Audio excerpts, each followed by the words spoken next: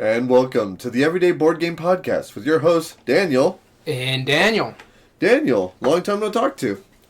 Man, I just saw you like 48 hours ago. Less than 48 hours. I think we calculated it was like about 36 or something. No, it wasn't 36 because... Oh, no, it was actually about this time that we dropped you off. Yeah, when you dropped me off and took 46, off, yeah, so like 46 or so. But as far as the podcast goes, we didn't have an episode last week because... Yes, we did. Well, we had one aired, but we didn't film one. We didn't film one, yes. But we didn't have an episode for our live audience last week because we were at the GAMA Expo. Yes, remember that. It's no longer the GAMA trade show, it's the GAMA Expo. Yep. Yeah, and we were there for a number of reasons. We'll explain that more going into it. But today's episode is our board game breakdown. We're going to be talking about the GAMA Expo this year, 2024 in Louisville, Kentucky. We're going to talk about some of the new stuff we saw, some of the things we found, and all sorts of different things that we experienced during our trip. It's going to be a full trip recap, really fun stuff. And then, that's what we're going to go into. Do you have anything to say before we get into our first segment of today? No, not really. It was a fun trip. I had a great time doing it, but we'll get more into that. I kind of felt bad for our friend who was with us because it was rough. We ran him dry. Yeah. We made it very tough for him. That's true.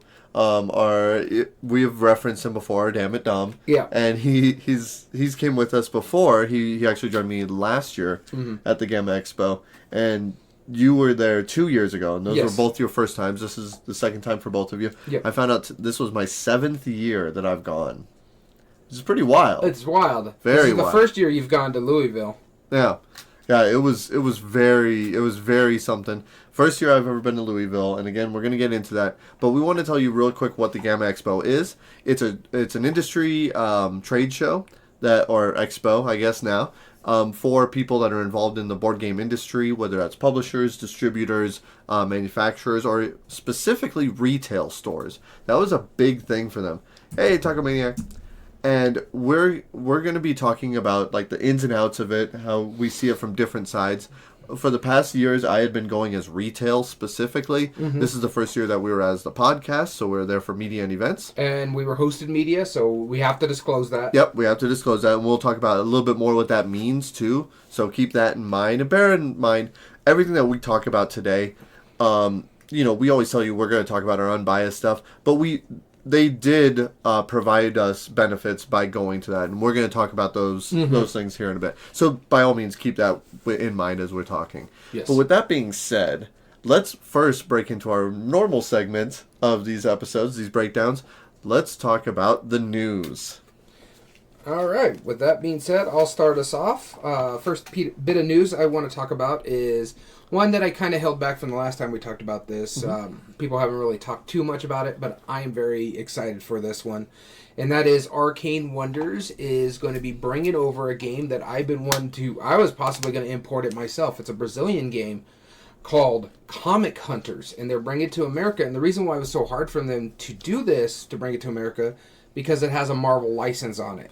And so it's very hard to get the license in America to print these kind of games out. So there was always talks that it was going to get, the theme was going to get changed. It's basically a set collection kind of game where you're hunting lines of Marvel comics. Mm-hmm. The big part about what makes me happy about this is, one, they're working with Spin Masters to keep the license on it. Yes, which is a big thing. It's a big thing, which is already, it's one of those shut up and take my money deals. Yeah. And then the other big thing about it, too, is they're also bringing another game. I don't know if it's by the same designer. I know it is made by the designer of World Wonders. It's a little video game collecting game. It's called like 8-bit something. It's in Portuguese, so I don't know how to pronounce that name. Yeah. You can go check it out. They have reviewed it a couple times on the Dice Tower, or a couple people have reviewed it. So you can find out what the name of it is. But that one is exciting me as well, because I'm like, I collect video games at one point in time. Yeah. I collect comics at one point in time. I still read comics, especially through my Kindle app. So this one intrigues me. I've been wanting this one, so now that the fact that it's coming to America around Gen Con-ish, I believe is what the news said, but expect it around summer of this year. Cool. That sounds good. First thing I wanted to talk about, speaking of, you brought up your Kindle app, speaking of digital board game stuff, Dominion has finally been released as a digital adaptation. Now, granted, the beta has been out for a couple years. Well, did they have an original one? They just took it down, delisted it? Or? They had one that was janky. It was weird. Like, there was something about it. I don't remember the specifics. I did play it. There was also some other websites that used to do digital versions of Dominion as well. But what they've been really pushing for this app, and they finally got it. And their reasoning for waiting this long is they wanted to make sure all of the expansions worked, and future expansions that they're still working on. This is the big Dominion release of the year, and there is an actual like physical expansion coming out later. Yeah. But right now, I think there's currently 15 expansions for Dominion, and all of them are available in the digital app. That's crazy. Every single one of them, and they're about. Or I was going to ask, do you have to pay for them individually? Yeah, so the base game is completely free. So if you've ever had any inkling to try out a deck builder, this is a great adaptation. I've been playing it lately. I really enjoy my time. I've probably played about 10 times so far since I downloaded it. Completely free. Nice. It teaches you how to play it. Great tutorial. And the UI is just really fluid. Like, it really makes sense. Me and my wife played it already a couple of times. She enjoys it because Dominion is one of her favorite games. And now, once you get the hang of it, you play a game in like 5 minutes. Nice. It's really, really fast. Like, nice, because it does all the cleanup stuff for you. Absolutely, it does all the cleanup stuff. And you can actually start playing cards during other players' turns. Like, so if it's or not other players, like the AI. Yeah. So, for example, if the AI is playing, and it's already played all the cards that affect you, because they'll always default to play those first. Yeah. Then you can start loading your cards up and getting your actions ready, and then when their turn is over, it automatically applies all those actions. Nice. So if you're not already at the point where you're playing fast enough, that like halves the time even more. It's ridiculous. This is easily one of like the shortest like variations of a game I played. But so each of the expansions is separate as an add-on. You can buy them for I think like somewhere between $5 and $7 a piece, which is like 500 cards worth. Pretty good deal. Granted, there's about 20 to 30 different kingdom cards for each expansion. I think the smaller expansions are less expensive, but I don't know that for sure. Or you can actually buy a bundle with all of them. Nice. Now, if you keep in mind, it's like $8 or something, $7 or $8 per expansion for 15 expansions. This is only $100. Like, that's a lot for a video game. But that amount of content is ridiculous. I mean, I can't say much. With my Ascension, I paid for the game. I think it was like $6.99 or $7. Yeah. And I paid basically $1 to $2 for every expansion. Sometimes they bundle the expansions for $3. So I have everything for it as of right now. So I think I put in probably about $70 for the expansion. Right. Which is a base game of close to a base game price. It's hardly anything. Like if you bought Dominion Intrigue and Dominion the base game, just the two base game versions, that's already $100 right there. Yeah. I mean, it's a little less. It's like 90. But still, you get the idea. There's a lot of content, and it works really well. I recommend... I haven't played the full app, but I do recommend trying out the base game. And if you like that, spend a couple bucks here and there, get some expansions. Yeah. And find out which ones work for you and buy those expansions. Absolutely. Oh, yeah. Creative Chaos, one of our regulars, paid $100 for Borderlands 3 Deluxe. Exactly. So if you can appreciate $100 for a video game, one that you'll probably get a lot of play out of, that's one of them. So my next bit of news, I'm going to open and close with some game announcements, but this one is actually a big industry bit of news here. It was announced earlier last month, I believe, that CMON has signed a 5-year exclusivity with GameFound. With that being said, the exclusivity includes both for crowdfunding and the pledge manager. And honestly, I'm okay with this. I've been wanting CMON to get away from Kickstarter, and the big simple fact of it is CMON's been known to be like these big, grandiose games where they drop to $300, $400 per pledge. Well, GameFound has stretch pay, which makes that a little bit more palatable to pay those big ones because instead of paying the $500 lump sum like some people drop all at once, it basically takes about $80 to $100 for 5 to 6 months and makes it so much more palatable. I can handle $100 a month and stuff like that, especially since I don't kickstart as much as I used to. Okay, well, I can't kickstart that because I got a $100 bill coming out because of this game. But now I'm able to not have FOMO I'm still sad that I couldn't get all the last of the Marvel United stuff that I wanted to get, because I wanted to get Fing Fang Foom. I wanted to get like the Maximum Carnage stuff. But I was like, there's no way I can afford that price for what it is. Plus, because I added another $100 on top of it for I can get the big box from the original Kickstarter of Marvel United for all the extras there. Mm-hmm. So it's just like, it just doesn't behoove me to chunk out $500 or so, especially since I was getting ready to go on a trip. Because it was around the time you and Dom went to GAMA Expo last year, plus I was going to Disney at that time, plus we were saving up money to go to our Bahamas cruise. Yep. So it wasn't beholden to me, but I can take a little bit. So there's one I'm currently on to where I'm only paying like $40 a month, but I'm able to get like 3 or 4 games off of that. So. Yeah, exactly. And it's one of those exceptions. Like recently I just backed a $300 Kickstarter, which sounds like a lot, but still, that it's massive. Yeah. Let's see here. Yeah, those are very expensive. I mean, Kickstarters hurt when it's like multi-$100s. So the companies that are like that moving over, not only are the millions that they're raising gonna benefit people who are in the industry already, which is a good benefit. They were ultimately using it as a pre-order system anyway, and it's better for the consumer too. It's basically a board game layaway. Yeah, exactly. And I feel like very strongly that Kickstarter is designed for people who would not be able to fund something normally. Used to be, not anymore. And now that's very far from it, and that's why I don't hardly back anything. Unless it's a company that I do legitimately know that they probably can't print it unless that is... Except for, like, Queen Games. We just give them our money because of Feld. Yeah, if it wasn't for that... No, if we could get the same deluxe and I just pre-order it on their website, I would do that. Yeah, exactly. Same thing. Yeah, they're using it as the same thing. So, I agree. That's a good idea. Next piece of news I want to talk about is a new game studio. Now, preface this before, Daniel's very excited, I am too. We want to talk about a little bit about the disbanding of a game studio before. We called it. Yeah. So, back in the day, and like last episode that we filmed this, we talked about there was one of our favorite design groups called Prospero Hall. They have been designing games for probably since like 2015 or if not longer. And it's a design collective. It's the people who are involved in the industry. It's a big group. They have artists, graphic designers, rules, playtesters, designers, all that stuff working together as a collective creative studio and producing really good quality games. And then they got their hands into a lot of IPs. They did like one of the Back to the Future games. Through time. Yep. Back through time. Back in time. They did The Horrified. They did Villainous. And they did a lot of other The first Disney IPs. Horrified. The first Horrified.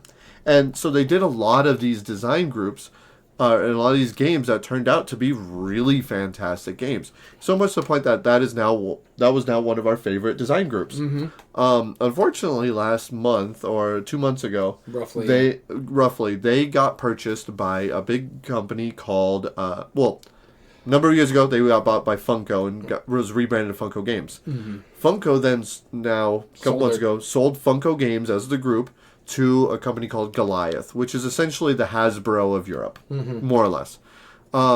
What that means, though, is that as of that time, they essentially laid off all of the people, and all of the people that were part of that company were effectively disbanded. A lot of them didn't know. A lot of them didn't, foresee this coming on, and they only held maybe a very small group of the designers or people involved in that company to work on Goliath.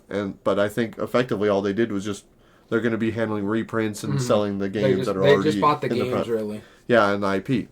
So what happened to those designers? Well, good news is that was all the bad news. This is where it leads into the good news. Chris Rollins, Isaias Viejo, and Corby Sears, forgive me if I've mispronounced any of those. Those are 3 of the people that were originally involved in that.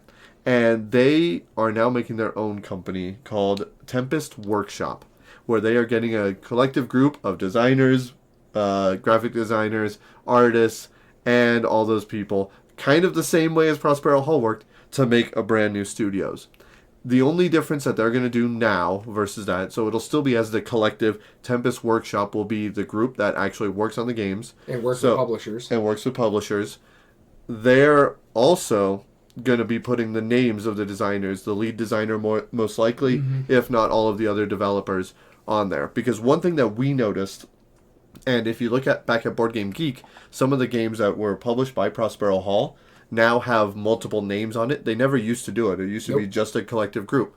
And that became a problem that we saw very quickly, is that when this Goliath purchase happened, a lot of those designers didn't have those games credited to them, even though they put forth all that design work into it. And so it's like, I had 3 years of my catalog effectively nulled because they didn't do it. So I think they saw that problem, and they're now going to be redoing it. And you'll see that they have some of the designer names that are on the Board Game Geek page. Yep. But effectively, you kind of got to take your word for it, which is a little weird. But Daniel and I are super excited for this. They saw the errors of the ways, right? They're like, you know what? We can still continue to do this. We can still continue to work together and make good games. I hear about like indie video game studios that are bought up by the big companies, and eventually when they don't hit like wildfire again and they get laid off, but then the same people that were involved go back together and make a new studio. Thing, That's the board game equivalent now that we are now seeing, and this is exciting. And I'm not going to speak for you, but I am 100% going to support every game that Tempest Workshop comes out with. And the thing about it is, because I sent you the article about it too, and you were super excited. Like, it's funny because I told the group, like, guys, we called it. It's happening. Yeah. And I had read an article and I sent it to everybody, and you and me were the biggest hype out of it. Yes, absolutely. We're huge fans of them. Yep. But also the biggest fact that it's going to be kind of a local country one. It's going to be in Seattle, which is where all of them are based in. So. And then they're not going to be publishing the games themselves. They're going to be kind of shopping them to other companies, so you can see them. Which is what they used to do. Yeah, you can see them shopping it to Ravensburger or Simon or just some of these bigger ones that get it published, which is really cool. It helps diversify everything. They're not beholden to one company and worrying about, layoffs again. Right. Because it's not just, the board gaming industry that's hitting with layoffs. Haba had it. Now Funko just ended up getting it more recently. The video games has been slapping it around lately too. There's been a lot of there's a lot going on in the industry. So it sucks, but no, I'm looking forward to it coming back. Yeah, absolutely, cool. All right, my next bit of news here is kind of an interesting one, especially since the big whole thing with the TCGs lately. You got the Star Wars Unlimited coming out. You have the Disney Lorcana still getting their support and stuff like that. Well, the Pokemon Company decided to do something a little bit different on this aspect. I don't know what this is about. Okay. They announced that they're going to implement a new digital version of the TCG called the Pokemon Trading Card Game Pocket Edition. So what's going to happen with this one, it's going to be a fully digital implementation of cards and packs. You're ripping the packs, you're drawing the cards. I'm unsure of how the trading and the resale value that some of these Pokemon cards are going to happen, but this will allow battles and trading all digitally and across the country. So, like, I can battle someone in Seattle right now. And it also stated that you will always get 2 free packs a day. No having to buy anything. You'll always get them just 2 free packs a day. Interesting. And there's other ways that you can earn free packs and stuff like that. So they announced it. I thought it was interesting, and so yeah, there you go. All digital re-implementation of the Pokemon the Trading Card Game. Wow. And it kind of reminds me of the Altered, because you know how you take pictures of your cards and you can trade digitally and stuff like that. It's kind of doing that in the Pokemon game, but I don't know if you could take a picture in your physical card and put it into your digital world. I don't know how that's going to work. No. But yeah, a fully digital implementation of the trading card game. Yeah, cool. Yeah, I mean, I used to play it back when I was a lot younger. I've since played Magic since then, so a very, very long time ago. But there's nothing wrong with that. I might get my son addicted to it. If it's a free system and playing and having pretty fun, much, and you're always going to get 2 packs a day for the time being. I don't know how long they're going to keep that around because you know how these companies are. They got to make that money. Yep, and they deserve it. As I drink out of my Pokemon cup. I mean, you're not a fan at all, right? I mean, it's not like we played Pokemon Go for like 2 years straight. Yeah. The next game I wanted to talk about, which, forgive me for going onto my phone real quick, because I wanted to see if it was on Board Game Geek yet. Now, as of right now, today on the live filming is March 11th, 2024. This is not yet on Board Game Geek. They might have announced it somewhere in the news, but currently I am breaking to you brand new information that has not been said anywhere else that I'm aware of. I haven't looked that hard, so don't quote me on that. But earlier, Buffalo Games and Game Right Games a couple weeks ago sent out their 2024 catalog, and they sent it to retailers so that way they can prepare to get the orders in, what's going to be released, not so much released, but what's up and coming, what stuff are going to be available to pre-order, all of that system. Now, I don't think that Game Right specifically goes out of its way to publish this information outside on Board Game Geek. Normally, it's not until stuff shows up. Yeah. There's been a number of games that I've found. It's like, oh, this is from Game Right Games, and it's not on Board Game Geek yet. But I'm here to announce you a game that's called The Wrath of Fire Mountain. Now, why do I care so much about this game? This is by... I don't care at all. This is by Eric Lang, who is a very prolific designer in the industry. Daniel's collection has a number of Eric Lang games, like... I don't have too many, but like, what's some of them? Blood Rage, Rising Sun, Cthulhu Death May Die. Yep, Cthulhu Death May Die. So I mean, he's a name, right? Marvel Champions, or not Marvel Champions, X-Men United. Marvel exactly. United. But this is a co-design, which, from what I understand, this collaboration has never happened before. This is with Phil Walker Harding. I was hoping you'd do a spit take. It would be so gross, but it would have been so awesome at the same time. No. Don't waste the coffee, amazing. One. Don't waste the coffee. No, can you imagine how funny that would have been? Like, just take it, huh? Like, as if you didn't know. If I did do a spit take, I would be doing it in that direction. Oh, that's true. I kind of deserved that from last time. But no, Phil Walker Harding and Eric Lang, brand new cooperative game, The Wrath of Fire Mountain. I don't know any of the specific details. I just know that those two names are designed for it. Or the designers for this upcoming release. Who knows when it's coming out? This has not been released anywhere else yet, and there was no information saying that we can't talk about it that I'm aware of. So there you go. Hey, now you have the information. They weren't at the show to tell us there was an embargo, so... No, and if there was an embargo, they wouldn't have printed it on the page. Yeah, exactly. So, I mean, there's a cover. I'm going to take a look here in a minute to see if there's any news announcements for it here in a moment while you're talking, but I don't believe so. I just want to confirm whether there is or not. In my final piece of news here, nothing really big on this one. I told you I'm going to book in with games coming out. Mm-hmm. This is actually a big one for our mutual friend, Damn It Dom. This is from Flying Frog Productions. They are reprinting a very popular game called Fortune and Glory. And the big reason that it got popular back in the day was because of the web show Tabletop. And so, yeah, they are, like I was mentioning earlier, it's Damn It Dom's one of his Grail games, and since they're going to be doing a pre-order for it, he's kind of excited. So, pre-order is currently on their website. I don't know when they close it, but if you want to go look at it. And this one is it's like a pulpy kind of game where you're playing basically like those pulp action adventures back in the day. Think Indiana Jones type games. And it's going to retail as well. April 18th is when they announced it's happening. And that was my final bit of news. All right. I just confirmed there is nothing online about this yet. No release. So you've heard it here first, people. That's no idea, 3. Yeah, Phil Walker Harding, you've got my attention. Okay, again, Wrath of Fire Mountain. We are breaking the news. Eric Lang, Phil Walker Harding, and Game Right. Yep. It's going to be amazing production. Your final bit anyway, of news? And the final bit of news is something that is very personal information for me. Some of you guys already know this. We've been teasing it a bit.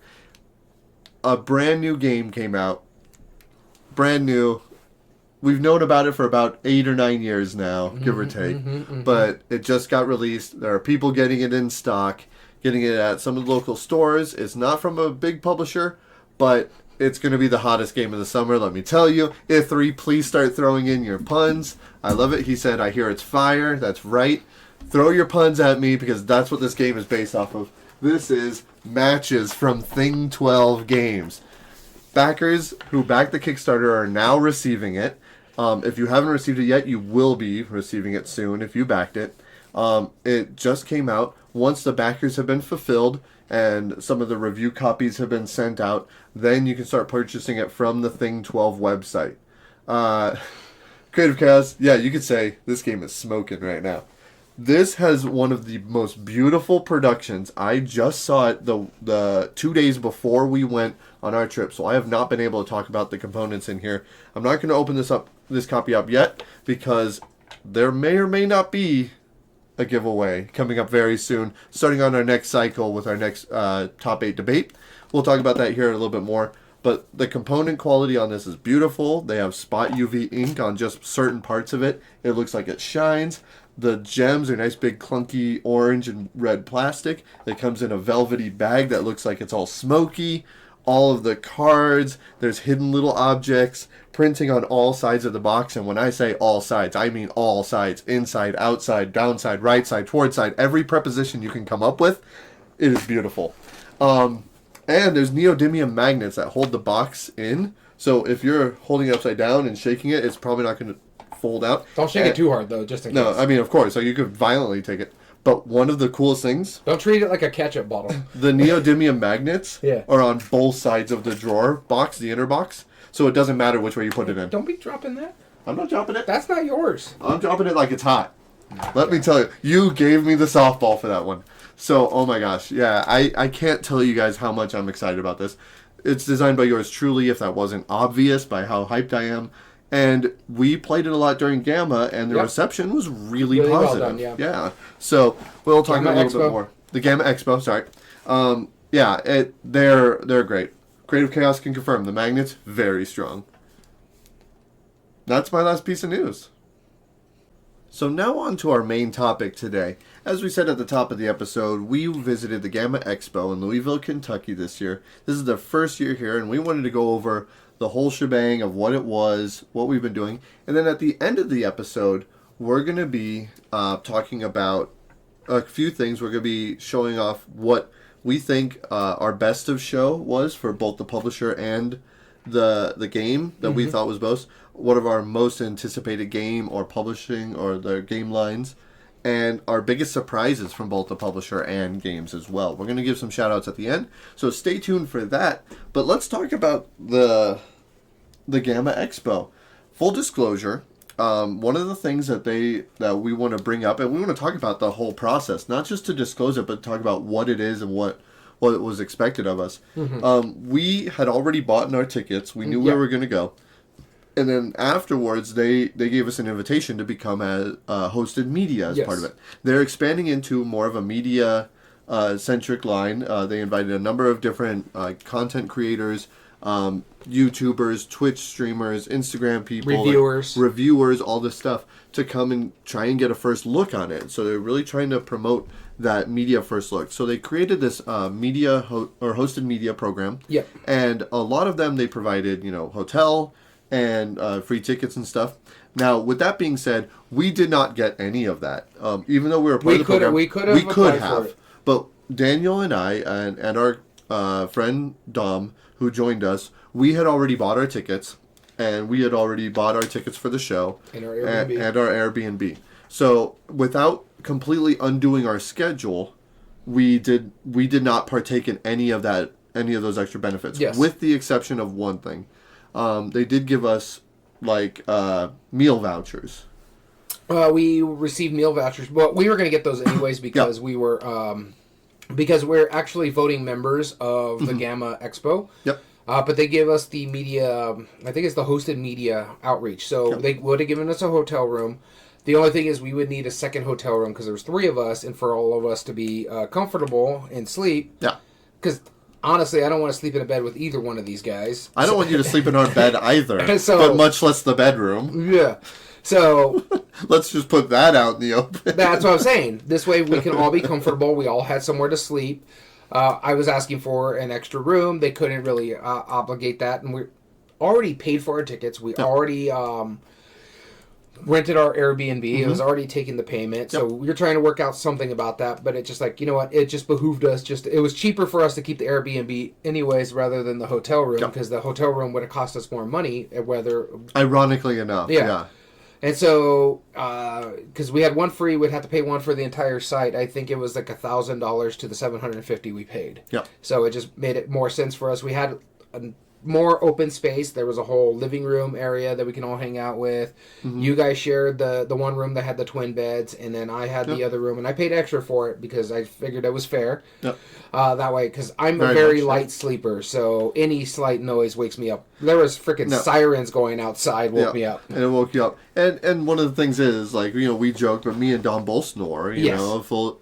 Quite loudly. And I love his response. It was like, I don't want to deal with Danny snoring. It's like, that's fine, I'll just snore back at him. If his snoring doesn't wake him up, mine won't either. And that was, I slept just fine. Like, every once in a while I'd wake up, but very rarely. And the thing is, like, I shared a room with you when we were at GAMA the last time together, and that hurt. I did not get a lot of sleep to a point where, what was it, one of the Tuesdays, I think it was a Tuesday there, I went to bed at like 9 o'clock because I was just so exhausted. Yeah, you very much were. And then I purposely stayed up late. Well, you were out on game, or the open gaming, I forget what game night. Yeah, it was the game which night. was like from 9 to 12, and I'm like, I went for like 5 minutes, I'm like, I can't, I gotta go to bed. Now, Creative Chaos, this is basically like the E3. That's kind of how we used to equate This is actually what it is. It's kind of like the E3 of board gaming. Yes. And now, there was one other thing that I think that we should also talk about is the fact that our badges did say hosted media,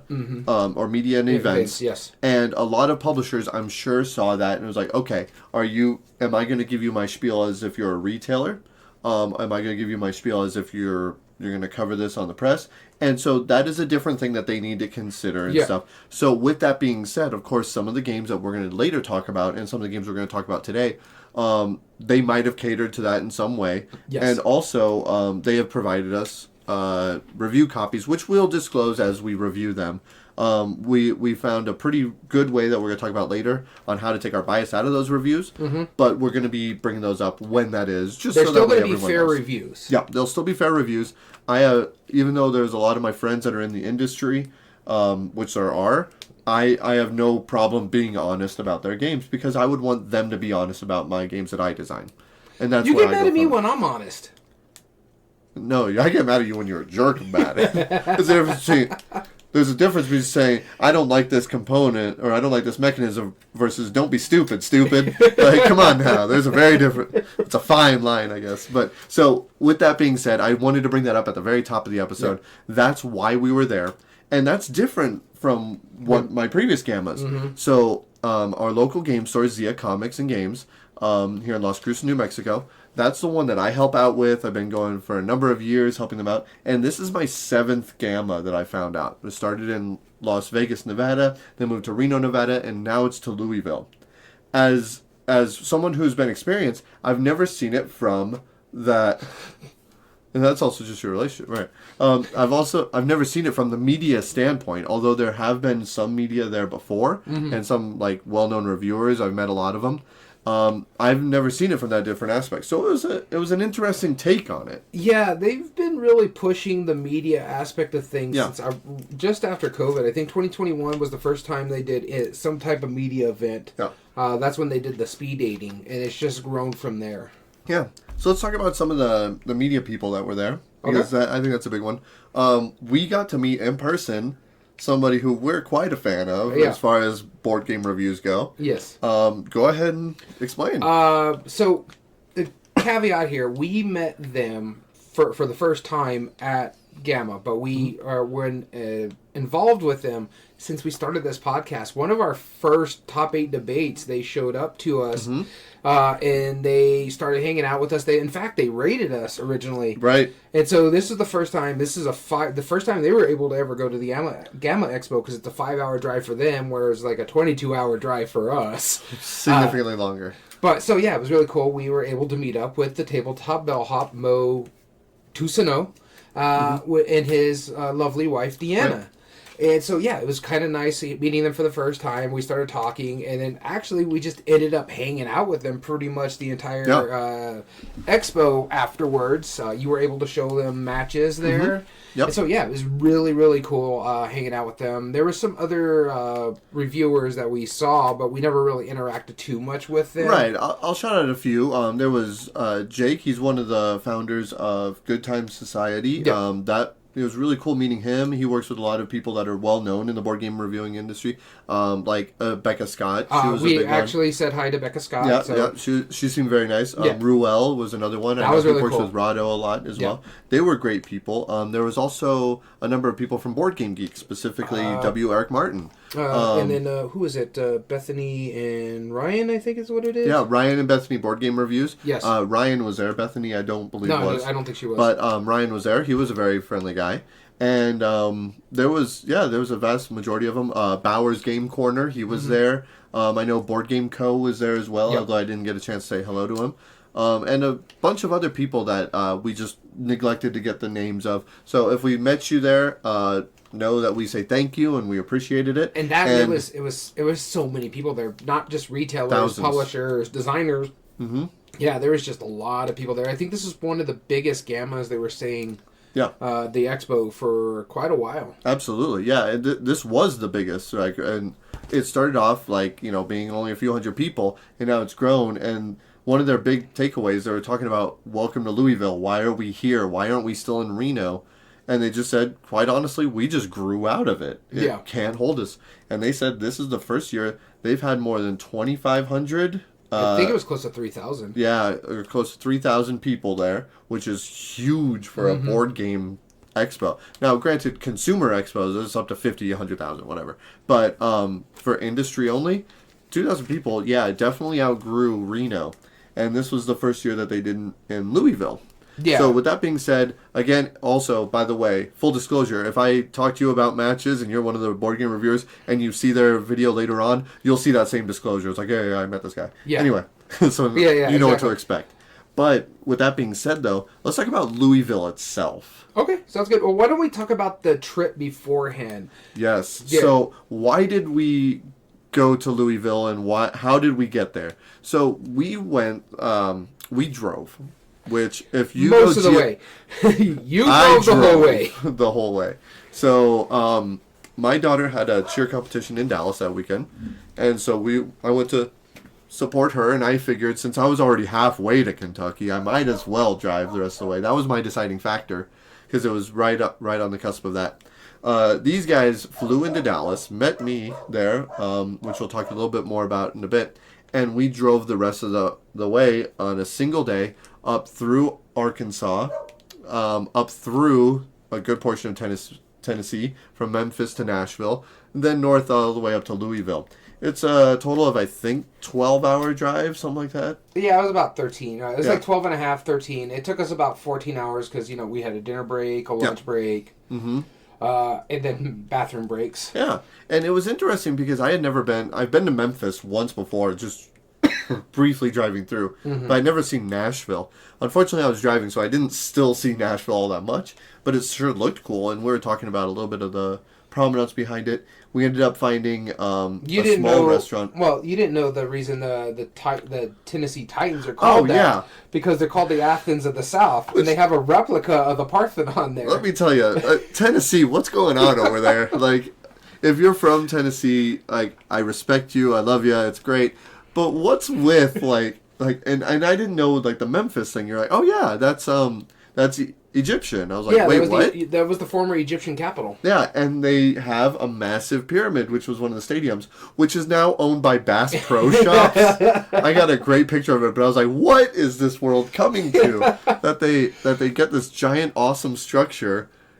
And Bass Pro Shops, but fine. You were asking why was there a pyramid, and we're like, that was the old Memphis Grizzly arena, and then the Memphis Tigers basketball team played there, and then they moved into a bigger arena downtown, and then Bass Pro Shop took it over. Yeah, the Bass Pro Shop, which makes sense now. And then you go on to tell me that Nashville is what did it have to do with? It had an Arc de Triomphe or a Coliseum. What structure? They have the Parthenon. They have the Parthenon. Yes. They have it's guys, like we're not in Europe. We're not in like a different Well, continent. Nashville was Like, always nicknamed the Athens of the South. right? Sure, I And don't so disagree. They built the Parthenon, basically. They built the Parthenon. Yeah, and so that's why the football team, when they changed their name from the Oilers to a name, they went with the Titans because Greek mythology. Right. Very far from Greece. So that's what I'm saying. Like it's like I would half expect to just go like at some point. It's like oh, and just south of Nashville, there's Little Tokyo, and we have a sky tree while we're at it. It's like what is like? Well, they do have the Rocket City south of Nashville. Okay. Huntsville, Alabama. Oh sure, I get that, but that's not like based off of like an ancient city, and they have random structures to justify it. Like it just blew my mind. Like honestly, that travel like. I was probably already somewhat delirious from our long drive, but when you start telling me it's like, oh yeah, there's the Parthenon here, it's like, oh man, have we been driving that long? I don't understand. Yeah, you've never heard any of that. I swear to God, it's true. And had I not seen it in person, I still probably wouldn't have believed it. Yeah, no, It was bizarre. Yeah, no, it's interesting. Well, the reason why I know all this too is my family's from Tennessee. Like my grandfather married my granny, and they moved to Tennessee where her family was. So all my step cousins and everything are from there. Yeah. So you learn about all the region. They lived about an hour and a half out of Nashville. They lived in Fayetteville, Tennessee. So just got to go an hour to 2 hours down the road. So you learn all this in there, and it's pretty cool. It's bizarre. I've been on Broadway, which is their version of not Broadway in New York, but it's like their music row. That's where all the bars are. That's the big country stuff is too. Yep. So. And throughout while we're talking, I do also want to bring up the food that we ate. Oh yeah. We at a group had a meal at like I think White Castle or White House or something. White House. Oh, White House, Tennessee. That was the small Tennessee city that we had. It was okay. Yeah. I wouldn't go other way. Food. But in Dallas, though, let me tell you a little bit about what we did. Me and my wife, we went to go check out. Dealey Plaza because I find American politics and history amongst that really interesting. So we went to look at that, and throughout the days, we ate at a number of different places. Up in Frisco, there's a really great pizza place that had smoked mozzarella on it. I've never had that on a white pie, but oh my god, delectable. So good, yeah. So good. But then one of the things that we went to the Fluffy Dessert Company. And it was. You're gonna talk about the jiggly pancake, aren't you? Oh yeah, they're jiggly pancakes. They call them like their souffle is their normal one, but they whip egg white so much into it that they are almost gelatinous. So it is like a rule of thumb that you have to shake your pancakes and jiggle them a little bit before you eat them. It was ridiculous. I had French toast made out of them, and it was pretty good. The only problem with that for me is the texture issue. I don't like flan, and that just gives me a flan. Oh vibe. yeah, no, this was more like I don't know how would I describe it. I mean, it wasn't as dense as like flan or yes, Jell-O. Japanese style one. Yeah, it was the Japanese style one. But then one of the other places we went that I really had to bring out because I think it was hilarious. We went to the ramen library, which has this massive wall of just like ramen packages. And all it is quite simple. You go up to a kiosk, you order your meals, you order which ramens, and they're all like instant ramens, right? And then you bring it up to like a little dispenser, and it dispenses water, it does the timing, heats up the thing, it's like convection heating or whatever. And it just makes you ramen. And it's ridiculous. And it's like, I could make this at home for like literally like a tenth of the cost. Yeah.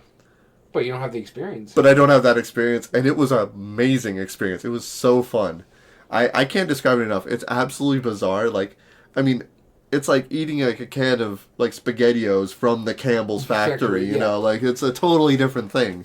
But it was so cool. And all the food we had there was just absolutely delectable. Went to Hutchins Barbecue. Amazing barbecue. Nice. And they give like free desserts and all that stuff. When we got there, we went to Clucker's for dinner. Clucker's for dinner? Yeah, that was really great. That was That's over in good. Allen. McAllen. No, it was Allen. Oh yeah, Allen. Sorry, Allen. That was the district. Which there's an Allen and McAllen in there. So yeah, it was in Allen, Texas, which is outside northeast. It's around Frisco. Dallas. Yeah. But after we ate there, which the food was pretty good. Yeah. After we ate there, where did we go? Game Nerds, their newest store in Allen, Texas. Me and our friend, Damn It Dom, as we call him here, wanted to go to Game Nerds. And so we wanted to go to the main one in Richardson, which is about 20 minutes a mile away, because they have a storefront right by the warehouse, but you're like, there's one right here. And so we're like, okay. It was like a 10-minute drive, which anywhere in Dallas is a 10-minute drive. That's the place to go. So yeah, we went to Game Nerds in Allen, Texas. It was really neat. Not many games, but also it is one of their newest stores open, so they don't have a lot of stuff in there, but they had some really good choices. They had some Kickstarter stuff. They had some hard-to-find games. You ended up finding one of those games. I got one. They had one copy left. It was a game called NAR that just came out, and I was very excited to buy it. Yeah. And it was funny about that because it was like, if you don't get it, I'm going to get it. And you're like, no, I'm getting it. I know. As soon as I was like, no, grab. It's like, I'll fight you. But I did ask him if there was more than one copy. Yeah, there wasn't because I was looking out for you.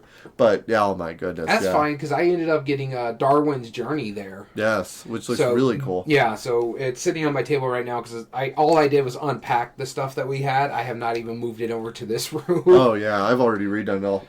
I also picked up the Seven Wonders Architects expansion, the medals, which I was excited about. And Dom picked up... He got some Lorcana decks, I know that, and he also got a game of some kind. I can't remember what game it was. Neglect to remember. Yeah. He was more excited about it than we were. Yeah, so looking forward to that. So that was everything that happened on that day, and then we got into Louisville. We got there at about 11:30 EST, so it was a long drive. It was a very long drive. Yeah, it was very late. Got to our Airbnb, which was it was an apartment complex that actually ended up like they rent out some of their rooms and stuff, which makes sense. We got a little late, so we apologize for all of our neighbors if we disturbed you a little bit. We're sorry about that. All the nights were kind of late, but honestly, good experience. I would recommend it. Airbnb. I don't know. I don't remember the name of the apartment complex, but it was just a few blocks down on 3rd Street. Very good experience. I liked it a lot. But let's talk about Louisville itself. I'm going to talk about my bias a little bit. I lived in Kentucky when I was a high schooler. I lived there for 4 months when I was in high school, and I had an absolutely awful experience. I really disliked it, and so much to the point where I actively discouraged people from ever going into the state. Ever. It was only because of the GAMA Expo that I was willing to go back. And I'd never been to Louisville itself, the city. I've only been to Lexington, Kentucky, and driven through. But Louisville itself is their largest city, and it's right on the border of Indiana. And I gotta say, now that I've seen the downtown and we've gone to a couple places, I really liked it. Yeah, I hate to say it. I didn't want to say it. Yeah, no, it was really, really cool. It was much better. Much better of an experience. And I think it was because I wasn't forced to be there. I just could be there. Yeah. And I could have fun and do all the fun stuff I did versus being forced to do high school and probably being a rebellious teenager and all that stuff. Ribble rabble. Ribble rabble, old man stuff, right? And I will say this about Louisville. We'll get into like the GAMA part of things. But the food choices that we went to were really good. We became a regular at a coffee shop. It's called the Brew and Sip. Yep, Brew and Sip. It's over to the point where they knew our orders the entire time. Yeah, which we gotta give a shout out. I don't know if you're ever there. If you ever happen to be going to Louisville, Kentucky, but go to the Brew and Sip. Great people, really friendly staff. Had a fun time with them. We ended up becoming a regular. We went there every single morning. Well, Daniel and I did, because we brought a teenager with us. Yes. So we went to Brew and Sip every morning. I think Damn It Dom only showed up the last day when we were leaving town. Yeah. And then we also ate at Nick and Norman's. Nick and Norman's, yeah. We had the best waitress out of that entire Yes. trip. Yes. Oh, I wish I knew her name. Yeah, she was fantastic. Yeah, I remembered her name, but then like right when we were coming, like I need to make note of it. This way we can give her a shout out. Yeah. Didn't write it down. Totally forgot it now because it's been a couple days. But she was great. I made sure to let her manager know that she did a wonderful job this way she got the praise that she deserved because Absolutely. she was phenomenal. And their mac and cheese is just yeah. premium. They're great stuff. And then we ate also at Guy Fieri's Brew House, the smokehouse. Yeah, Guy Fieri Smokehouse. It was pretty good. It was pretty good. I enjoyed it. I wanted to shout out that we ate at we ate at a Brasileiros. Yeah. That was an experience for you. Why don't you talk about that real quick? So this was the first time. I'm an incredibly picky eater, and you guys like very much coerced me to go to a Brazilian barbecue. It's expensive. It's a very expensive experience. But I talked on the podcast a number of months ago. I went up to Denver, and I had my first Korean barbecue experience, and I had a great time with that. And so you showed me some of the stuff that's on the menu. So like, this is how it works. This is how it is. And I guess every time you have a button or a little paper that has a green and a red side. Green means that yes, I'll get more food. Red means no, thank you. So no problem. And they walk around with giant skewer swords of meat and different kinds. And now the good thing is, if you're not familiar with the experience, which I wasn't at the time, I was nervous that they would just like come around and just like put food on your table. They very much don't. No, they're like, do you want filet mignon? Do you want filet mignon? And if you have the green side on your little marker showing, they'll still ask you. If you have red, they just won't even ask, which is fine. And they just go around, they go back and sear it a bit, they come back out, add some more, and you eat as much as you want. They also had a salad bar that had fresh mozzarella, and it had smoked Gouda, yep. And it had all sorts of, they had a big bucket full of just real bacon crumbles, which is amazing. Oh my goodness, yeah. The thing about it too, it's not super expensive for the full experience. It's only like $60. Yeah, it's like $60 a person. Yeah. Which I mean, that is what. Keep in mind, that is 100% a very unique experience. It's an experience thing too. It is one of those things that, like, I would not normally spend $60 on a meal, but that I would very much consider again. Yeah, absolutely. I am a believer now in all of the different cultures of barbecues, like different ways of serving it now. Now I have Korean, now I have American, now I have this. And yeah, it's great times. All right. And so that was the food. Like I said, I'm a believer now in the Korean Brazilian barbecue. And just all the places that we ate, I don't think we had a single bad meal in all of Louisville. The options were brilliant. Yeah, no, I was quite a fan of it. I enjoyed it. I've gone to a few of these, and that was actually really good. Right. So there was only one time that we had some bad meal experiences, and we're going to get into that in a moment, because let's talk about the GAMA Expo itself. The GAMA Expo, it's unlike other trade shows. I mean, it makes sense. Like, it's not quite a convention, right? Yeah. You hear about other board game conventions like Origins and Gen Con and Essen and all those.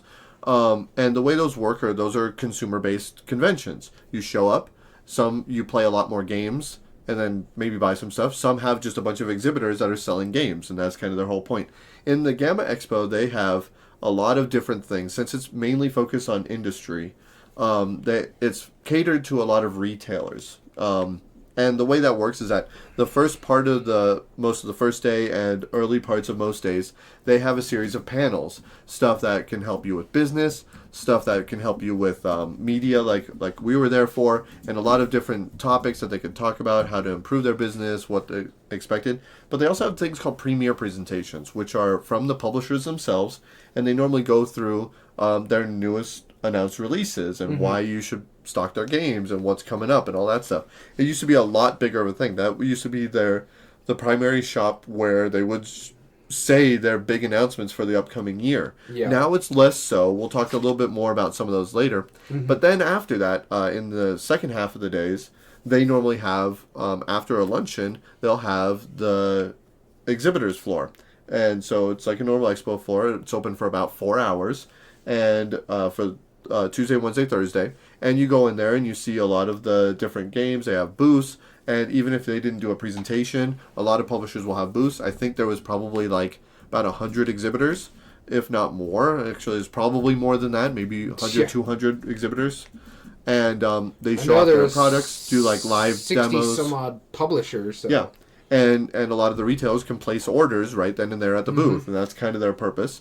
And then finally, the last half is they have game nights normally, whether it's or whether it's specific publishers or whatever, they rent out tables, go play the games, have fun, hang out with all the other retailers and all the other people that are there, and just see what all the new games are about. That's actually in a different venue. Most of that's consisting inside of the Kentucky International Convention Center. Yep. But there's a historic hotel that's just 2 blocks away called the Galt House. And that's where they held the game nights and some of the other panels. Yes.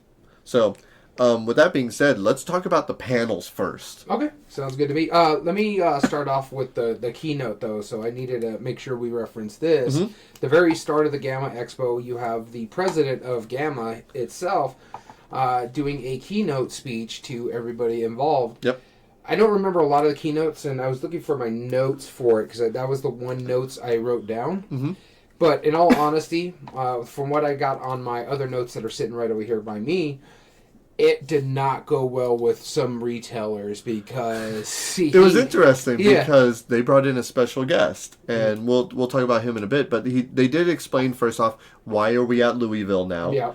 They did talk about how it's been growing, how GAMA is getting bigger and bigger and bigger, and how it's outgrown the Pepper Mill in Reno, which is where it Which used is to be, understandable. and Bally's before in Las Vegas, and it definitely has outgrown that. I've seen that over the years. But they brought in a special guest. I don't remember his name. No, I don't remember it either. I have it written down on my other... He's an author. Yeah, I had it written down on my other notes, and I don't know where that piece of paper went. Yeah. And he was talking about how to engage your customers. What can retailers do to help, give an extra little bit of love to people, like get more gamers in your shop, how to cater to them more. And from what I understood from a lot of the retailers we talked to after that, even though he seemed like a very eloquent person, he was a nice author, he had a lot of good points. Mostly it was kind of like, you're telling us everything we know already. Yeah, right? Exactly. And I feel like if you're the kind of retailer that takes the extra effort to go all the way to Kentucky to see this trade show, you're probably not one of those little, small little... The thing, too... silly shops. You also got to think about the fact that there's a lot of West Coast retailers coming over to the East Coast now, making it a lot harder for them. And they're like, we get it, but you're not talking about living, making sure paycheck to paycheck, making sure your employees are paid, your bills are paid, and still having enough money to live off of. Right. Yeah, he was even talking about, at one point he brought up, that he has, a permanent, card on, for some, I think United American Airlines. or United, yeah. Yeah, and how he has, a card where he can just go wherever he wants.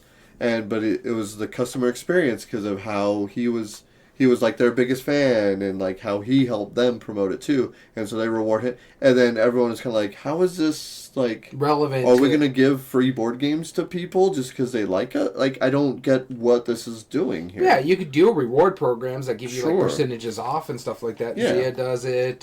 Game Nerds do it. Absolutely.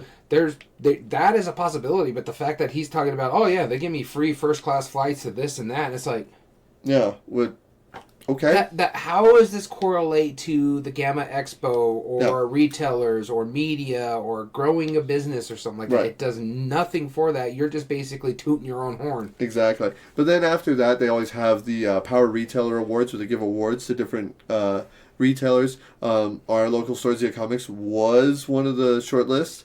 But unfortunately did not get an award this year. We've gotten 2 already, but not this year, so oh well. No 3 in a row. No 3 in a row. Actually, the previous one was many years ago. Okay, yeah. But no 3rd one yet, because we can't. Because one thing that they do specify is that once you've won an award in one category, which we won it last year for Outstanding Innovation, because our boss runs a podcast, and we have arcades, and we have all this stuff. Yeah. Even though we won it that year, we're no longer eligible for that. So keep that in mind. So there's only a few awards we can get now. But c'est la vie. Another year. Another year. Yeah, it's fine. That's right. So that went well. And then we went on to a panel that's specifically for media, and they talked about a little bit about it, which is why we keep saying, by the way, we were hosted media, because we want to make sure that the media programs knows that disclosure, knows that they're supposed to be saying stuff, that our bias might be hindered or might be portrayed a little bit because of that. And we were talking to Tabletop Bellhop, and we're like, yeah, this is very reasonable information. Like, this all makes a lot of sense. And I fear that some people didn't take that as seriously as we Yeah, probably should no, have. because they were talking about, like, the panel was for media and events, which we were, and they're explaining, like, this is what you need to do. Make sure you reference the GAMA Expo, because we're at the Expo. GAMA itself is the organization. Right. We're at the Expo. Also, make sure you give full disclosure that we're hosted media and stuff like that. Yep. And it's like, no, we get that. And it was also in our email to make sure we're doing all this. Right. And also, we didn't talk about, like, being hosted media.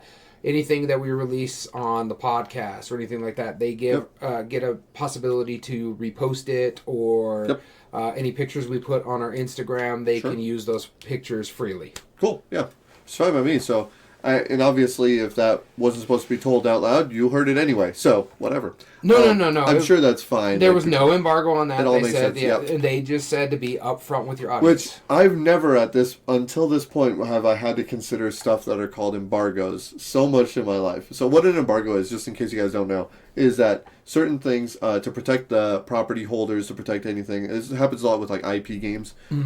If the property holders or the business doesn't want certain information released at a certain time, mainly because they're trying to drum up interest, or they're trying to because they're dealing with licensing or whatever reason, they do a thing called an embargo, where basically they say anybody who's hearing this information now cannot talk about or show this information until X date, right? Yeah, and we're under 2 embargoes at the moment. Right, exactly. So we won't be talking about those at any time. And if for some reason I split it out, he's going to slap me, and so you might see that later. And then that'll be edited out.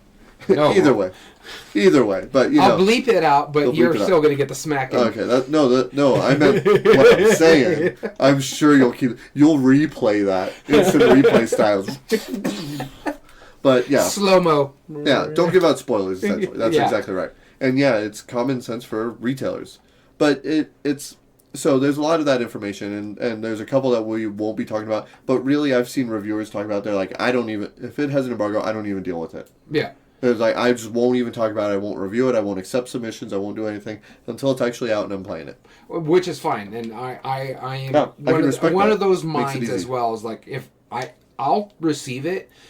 I would like to receive things, but if it's under an embargo, it's hard for me to be like, I can't mention this because I'm super excited about some of the games that we've gotten. So yeah, I would be like, once it's out, I will take a copy then. Until then, I ain't touching it. Yep, absolutely. So panels. What were some of the panels that you really liked? So there was some that were interesting to me. I think the op did really well. That was one of my favorite panels that we went to. Yep. I really enjoyed the discussion topics from Dice Thrones, which we'll get into in a little bit. Yeah. But the one I do have a big disappointment though. Really? Asmodee. So I didn't go to the Asmodee, I don't think. No, you were pitching when. Oh yes, I was talking to a publisher. Yeah. Yeah. So there was some interesting stuff about the Asmodees, but all of their announcements that for games, for specifically what we're into, were stuff that they had already announced. So just a highlight of their new releases, Harmonies, which they talked about, Carvey, which is a Viking themed game that they had already slightly talked about. El Grande reprint, bringing over Path of Civilization, the story of humankind to America. Catan New Energies. Mind you, this is also the company that has us under the embargo as well. So, but yeah, so you have like Little Tavern, River Valley Glasswork, which we're talking about, but we'll talk about that one when we get to like all play and stuff like that. Yep. But yeah, so just stuff like this.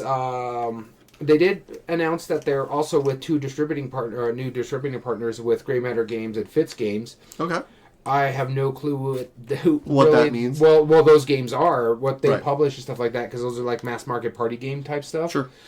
But the biggest news that came out of Asmodee, which is really why it was disappointing, it was just more accessories than anything through GameGenix. Now, they had some cool stuff that they announced. GameGenix seems like last year they really hit hard, and they were talking about like how they are essentially like the premier game accessories company.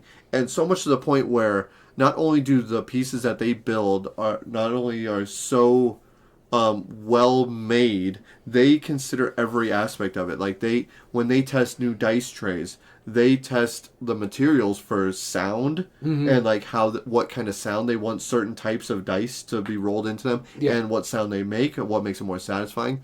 Like even like if you have a magnetic box, if it's closing, what type of sound that has. What kind of materials are the inside core versus the outside core. And I know one of the things that struck me, and this was from last year's trade show, is that the owner of it, he said that he ended up, like a lot of the companies that were making game accessories weren't making the type of material that he wanted. So he ended up going to a watch manufacturing company, like a company that specializes in making very luxury boxes for watches that are like thousands of dollars. Like what kind of materials can they use, and what kind of things that they can source from that. And they went to those companies and started getting them made, like high quality watch and component and accessory boxes for the gaming experience, which is really cool. Like honestly, that excuse me, if that's their consideration, you can tell these guys are really passionate about what they're doing. Yeah, so the highlights for them, like I said, we're not RPGs, and a lot of this stuff is RPG stuff, but they have some really cool card dividers. The one that really got me interested was the size morph divider, as that they're calling it. So what happens is when you have like big stacks of cards in your thing, but you're only pulling out here and there. So think of like Smash Up, where you have the different little decks. The divider itself will encase, because it has foam between two bits of the divider, and it will open up when you pull something out. This way you don't have anything loose or falling out, stuff like that. That one intrigued me. And as someone who just bought Commander decks for Fallout, or for Fallout Magic the Gathering, they actually have Commander deck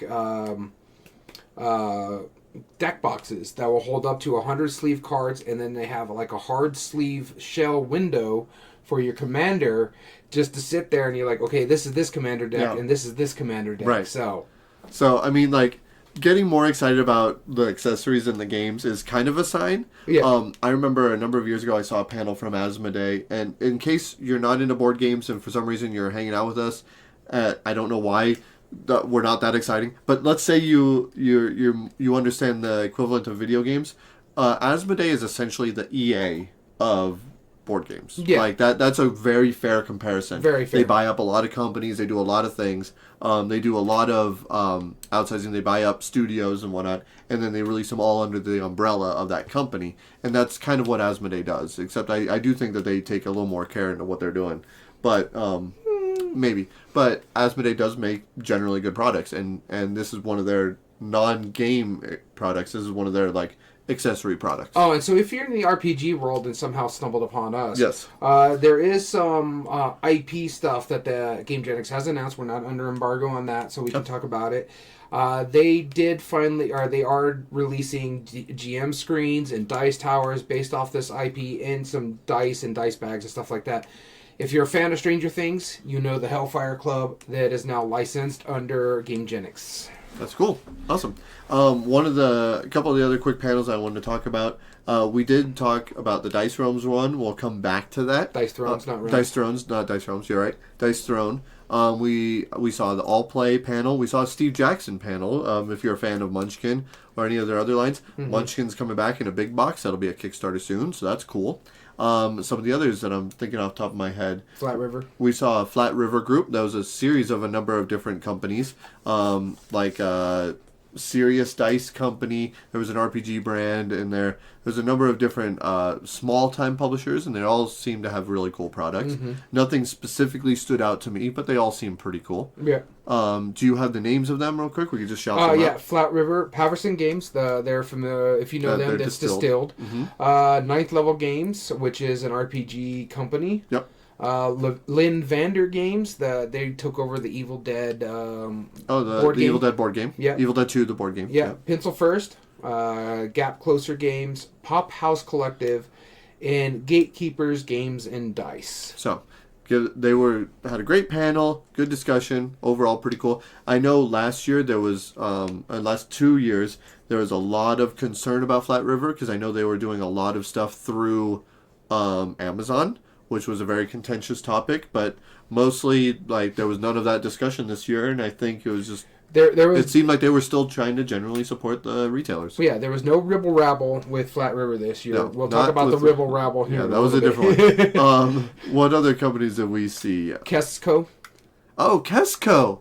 Yes, I was really impressed with them. They did a really good job. I with gotta their give panel. them a shout out. Yeah, they did a great job. So what Kesco is, which I didn't know before this is their first year at GAMA, or at the GAMA Expo, and Kesco is a toy manufacturing line. Mm-hmm. And the gentleman who was there, he was the third in that line. I guess his grandfather started the company after inventing the hula hoop, which is pretty awesome. And 90% of hula hoops worldwide are made by Kesco. And so they've been producing toys and manufacturing all these different things. And then now they're getting in a foray of board games. And what's cool about that one, we've mentioned it, the grandson who's running the company now, he was big into board gaming. Yes. So he's like, let me start using our licenses here and bring board gaming in. Yeah, exactly. And he's passionate about that. But he's not only just passionate about board games, he's really passionate about anime. And video games. And so he brought that up. And so, first off, they have a line of the retro video games that board game adaptations. So they have Contra. They had Sonic, which is the game Sonic Roll, the newest roll.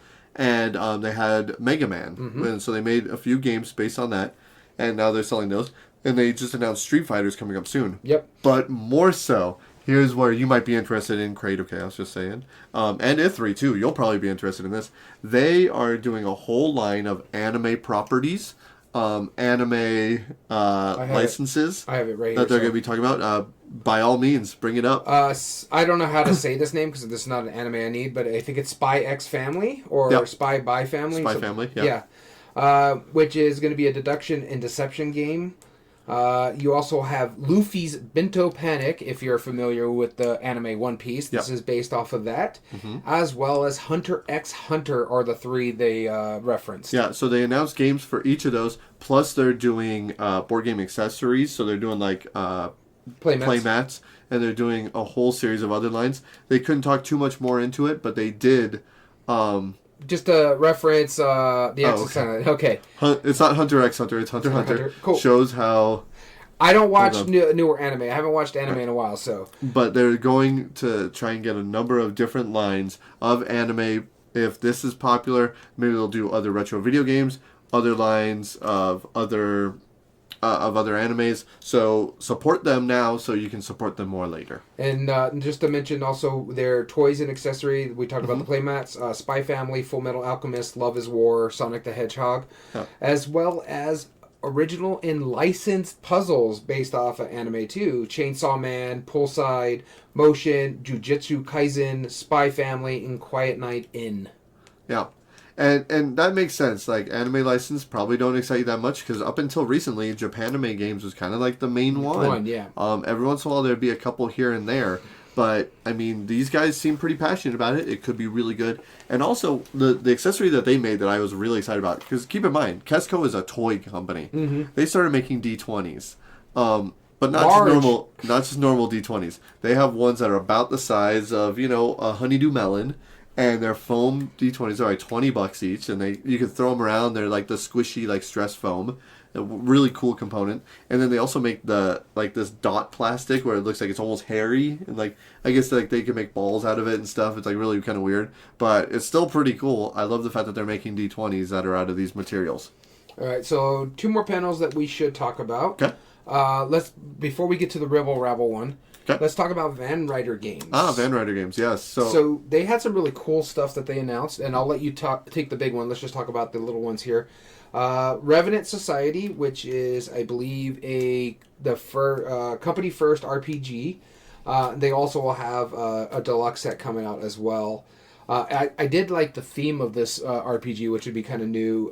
You're a player who is a spirit sent out in a past time frame, basically trying to find out how you died and what's going on. So it intrigued me. It's a wild theme.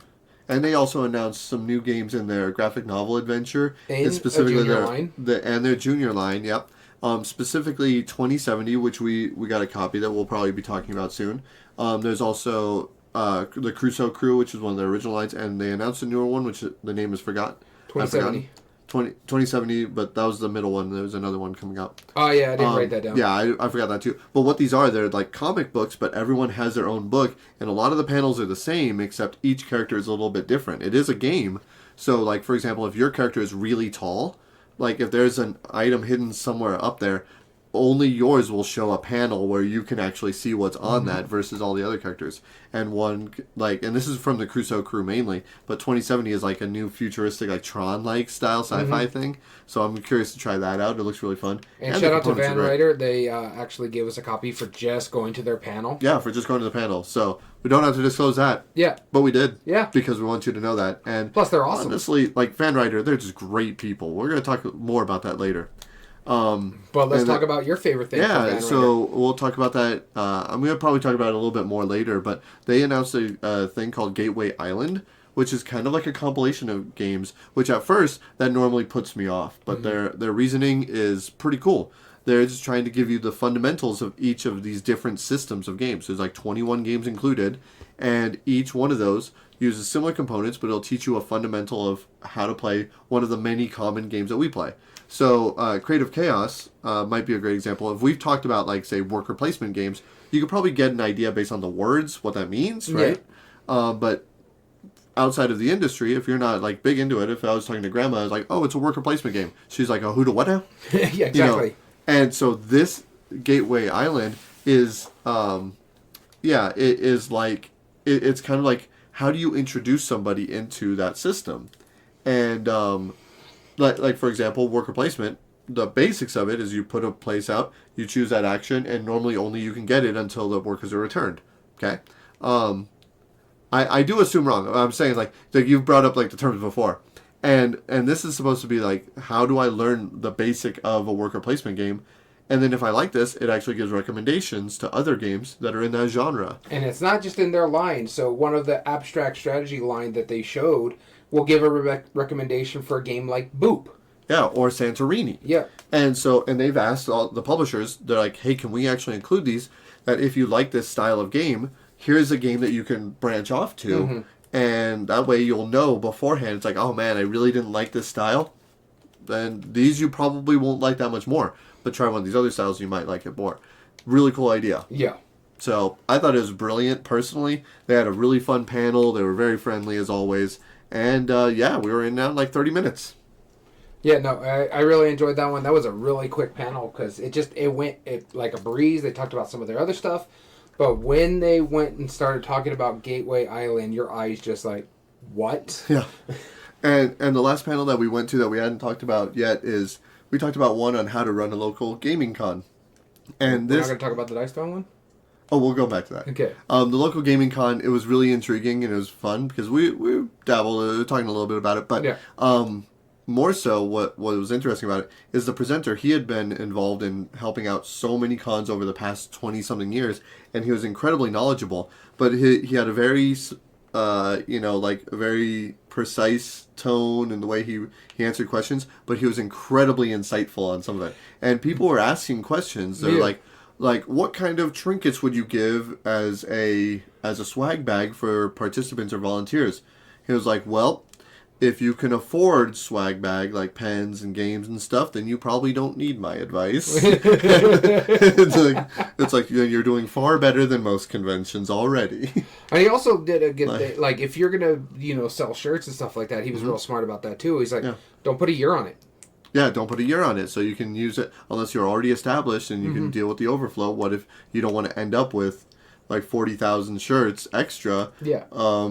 Let's say a year because you don't have it. And a set of sizes and stuff like that. Right. Well, now you have extras for the next year if you only use if you don't put a year on it. Yeah, and he even went down to details such as like you should have a minimum of 6 feet in front of each of the booths, because if you shrink it down to that, and it's like 6 feet total, then you have one person standing there. That's about a 3-foot square. You have one person standing at the other table behind them, and nobody can walk through. And if somebody rolls over your toes with their wheelchair because you didn't provide enough room, well, then that's a problem. And so just like super small details that you wouldn't even consider. It was a really really great presentation. Yep. No, it was good. I really enjoyed the mess out of that one. That's also got my notes on it, so I gotta go find that because I need all that. Well, I did get his slides, so it's in our email. Fantastic. Cool.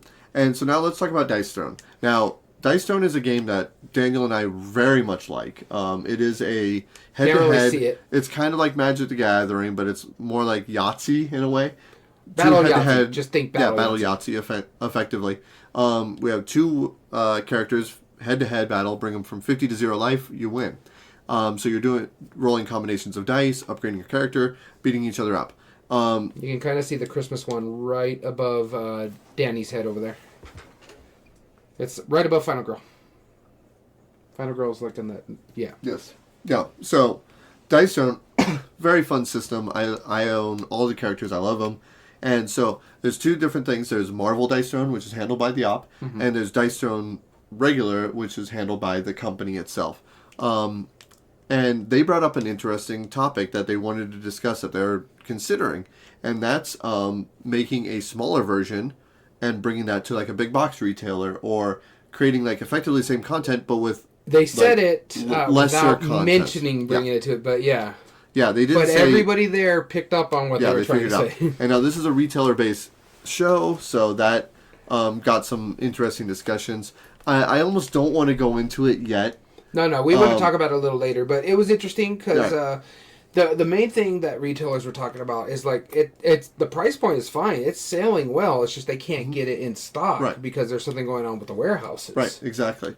And so there was some pushback from that, of course, from some of the retailers, but we all agreed, all of the retailers and all the people there, good boy, all of the people agreed that the main thing is they all love the product. Mm-hmm.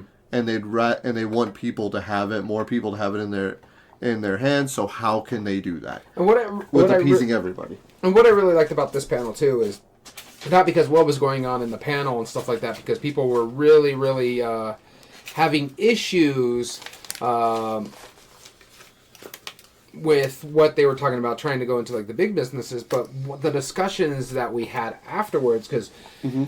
I agree with every point you were trying to say on that aspect. You were arguing for the sake of No, I was basically playing devil's advocate because I was talking about retailers' side of things too. Because a lot of retailers, this could hurt their business.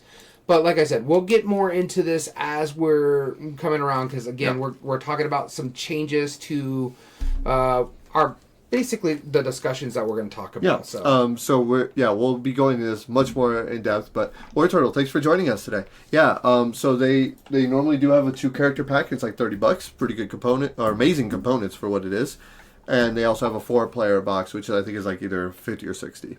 And they were talking about how can they make the 4-player into a price point of effectively the 2-player. 2-player, yeah.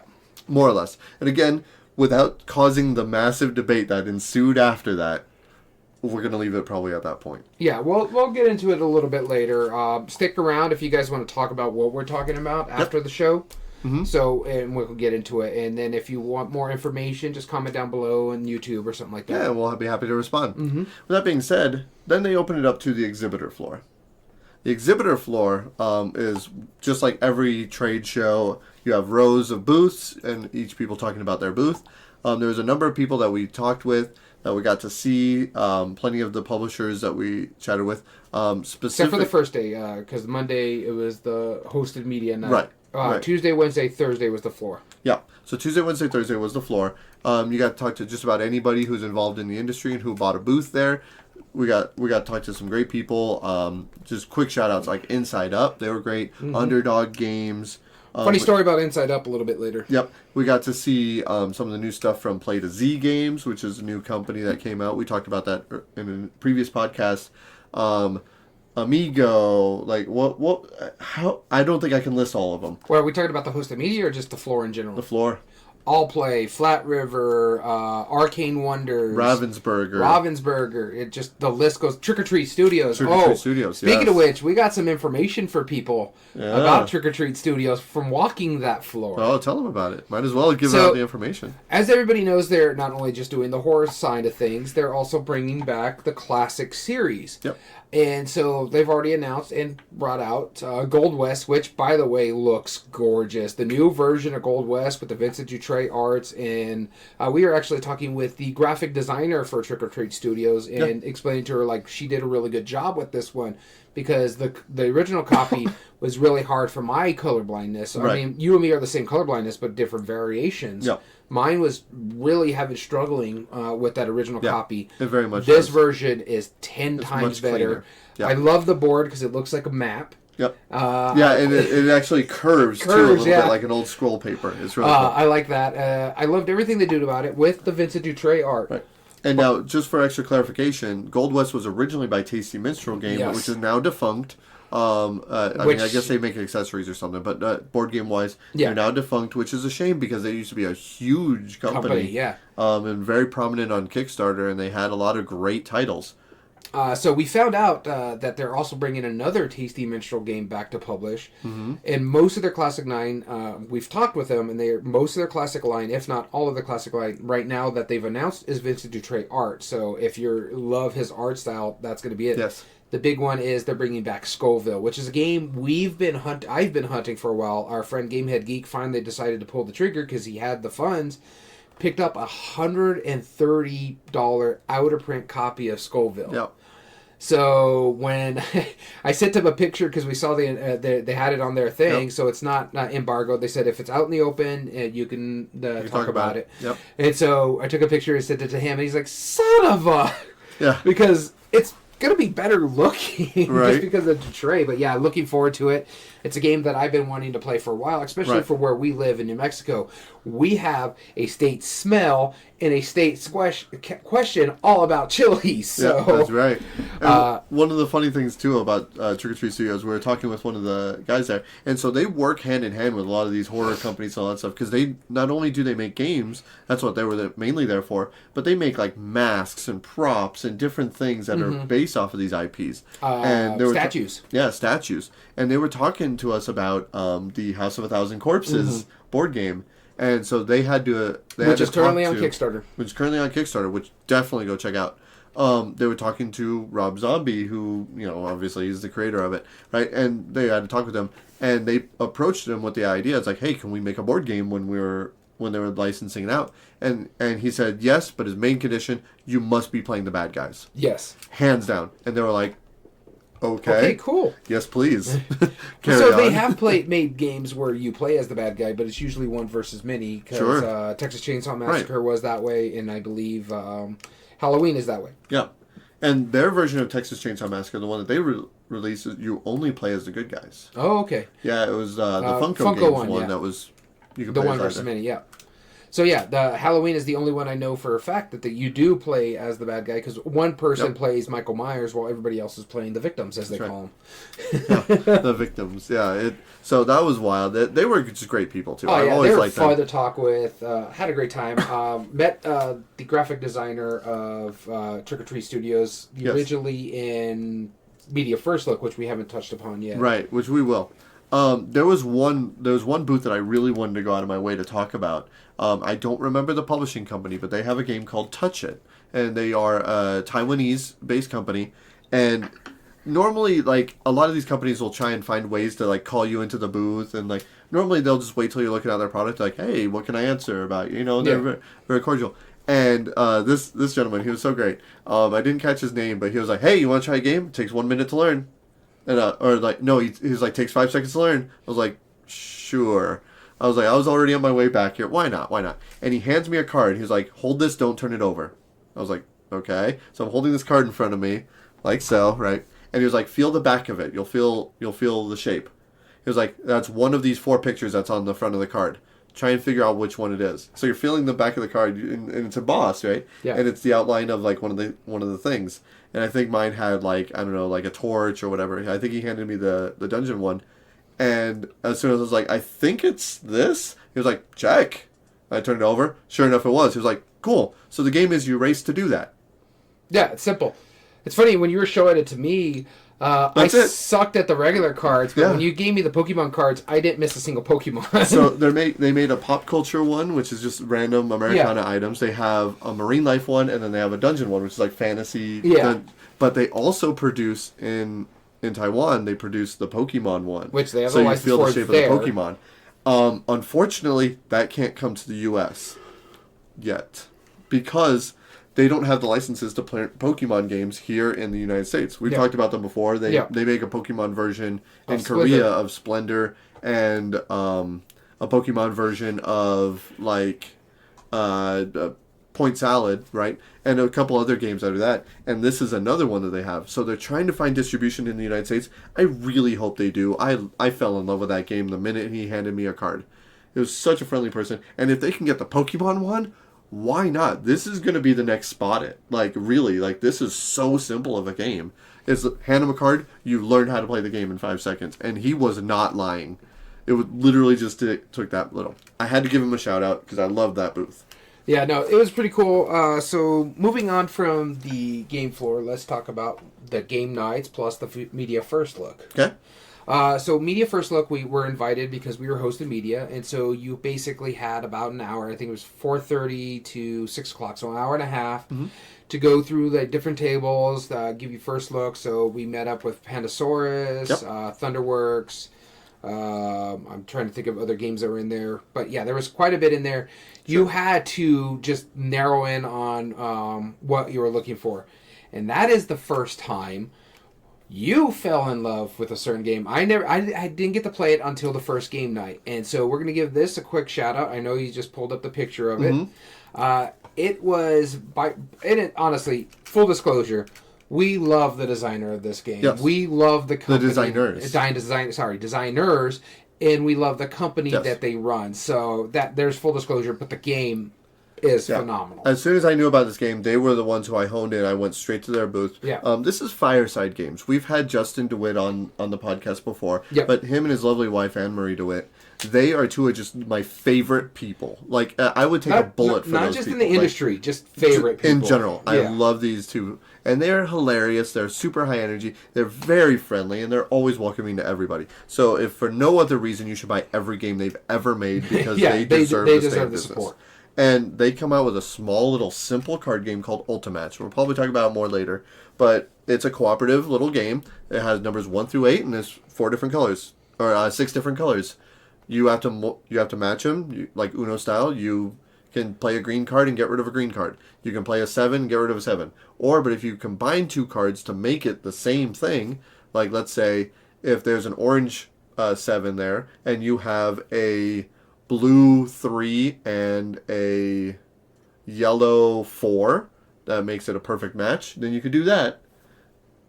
Yep. Yeah, orange, yellow, and red. Yeah, I just had to do the wheel color real quick. Yeah, the color wheel. And if you make an exact match, you get it, and everybody gets some bonus cards, which you need to do in order to win. Oh, and there's cards in front of you in the table, and the only time you can refill that row is when you get the Ultimatch. Yep, exactly. So, simple little card game. It's going to be like $10. It's coming out in June.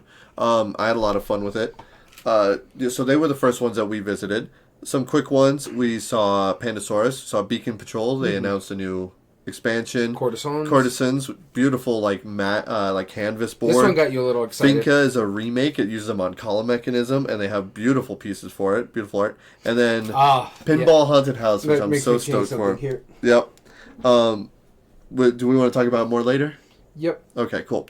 And then we saw Pencil First Games. They have Sunrise at the studio. It's on there. Sunrise Over Water. Now it's Sunset Over Water was their first one. Now they're kind of doing like a theme. Sunrise Over the Studio. Yeah, this is about making like pottery, which is a cool theme. They also had Siblings Trouble, which is a remake. It's like a kid-friendly RPG system without a DM, so that's super cool. We got to see some of the new Folded Spaces. Printed for Cascadia. It looks gorgeous. Printed inserts that are made out of foam board, and very well done. Beautiful designs. Then we got to see Thunderworks games. Go ahead and tell them about the Thunderworks games. Oh, yeah, it's funny because when we were going to GAMA, the expo, I got an email in my personal email because I'm part of their newsletter where they were hinting the next game. I'm like, oh, okay, and then I had to go check our podcast email, and I'm like, wait, what's this? Because it was a media outlook, and they announced the new game there for the media, anybody going to the GAMA Expo. And so they had it in the media first look, so we wanted to make sure, asked for permission to take these photos. They give it an okay. Oh my God, it looks good. What is it called again? Citizens at of the Spark. Citizens of the Spark. It's an interesting game where you can pull 3 cards. I don't remember exactly how it played, but it looks really good. They also had Metro Runner, which is their newest Kickstarter that they're trying to get out this year, as well as the new one that's getting ready to come back to backers, Stone Spine Architects, and they were showing that one off. Yeah, but we do have to give a massive shout out to Thunderworks Games. And I really do. Go ahead. I'll explain why, right? So, as you guys know, I'm a game designer, and I printed some games that I needed as prototypes to do pitches to various publishers. Keith and Claire Mateka, forgive me if I always mispronounce their last name, but they are the owners of Thunderworks Games, and they live very close to the company that I print these from, the Game Crafter.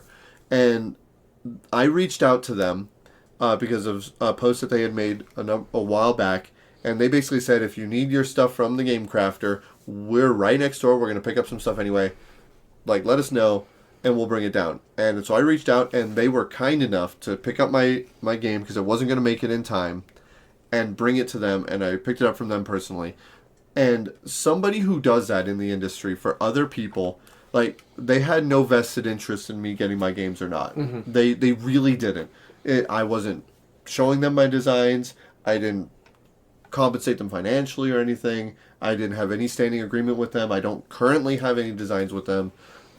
So other than them just being genuinely nice people, they went above and beyond to do that for somebody who they know very little about. Exactly. Now, Keith has been on the podcast before. He is a friend of our channel because of that. But this had completely, like, he didn't know that when I was asking. Yeah. And so the fact that they were willing to do that, again, I cannot tell you how much I appreciate it from a designer standpoint, how much I appreciate it from an insider's standpoint. And again, they are just an amazing group of people. Like, that couple is just some of now my favorite people because of what they did. Like, what they did for me that day will stand true for the rest of my life. I will appreciate them forever.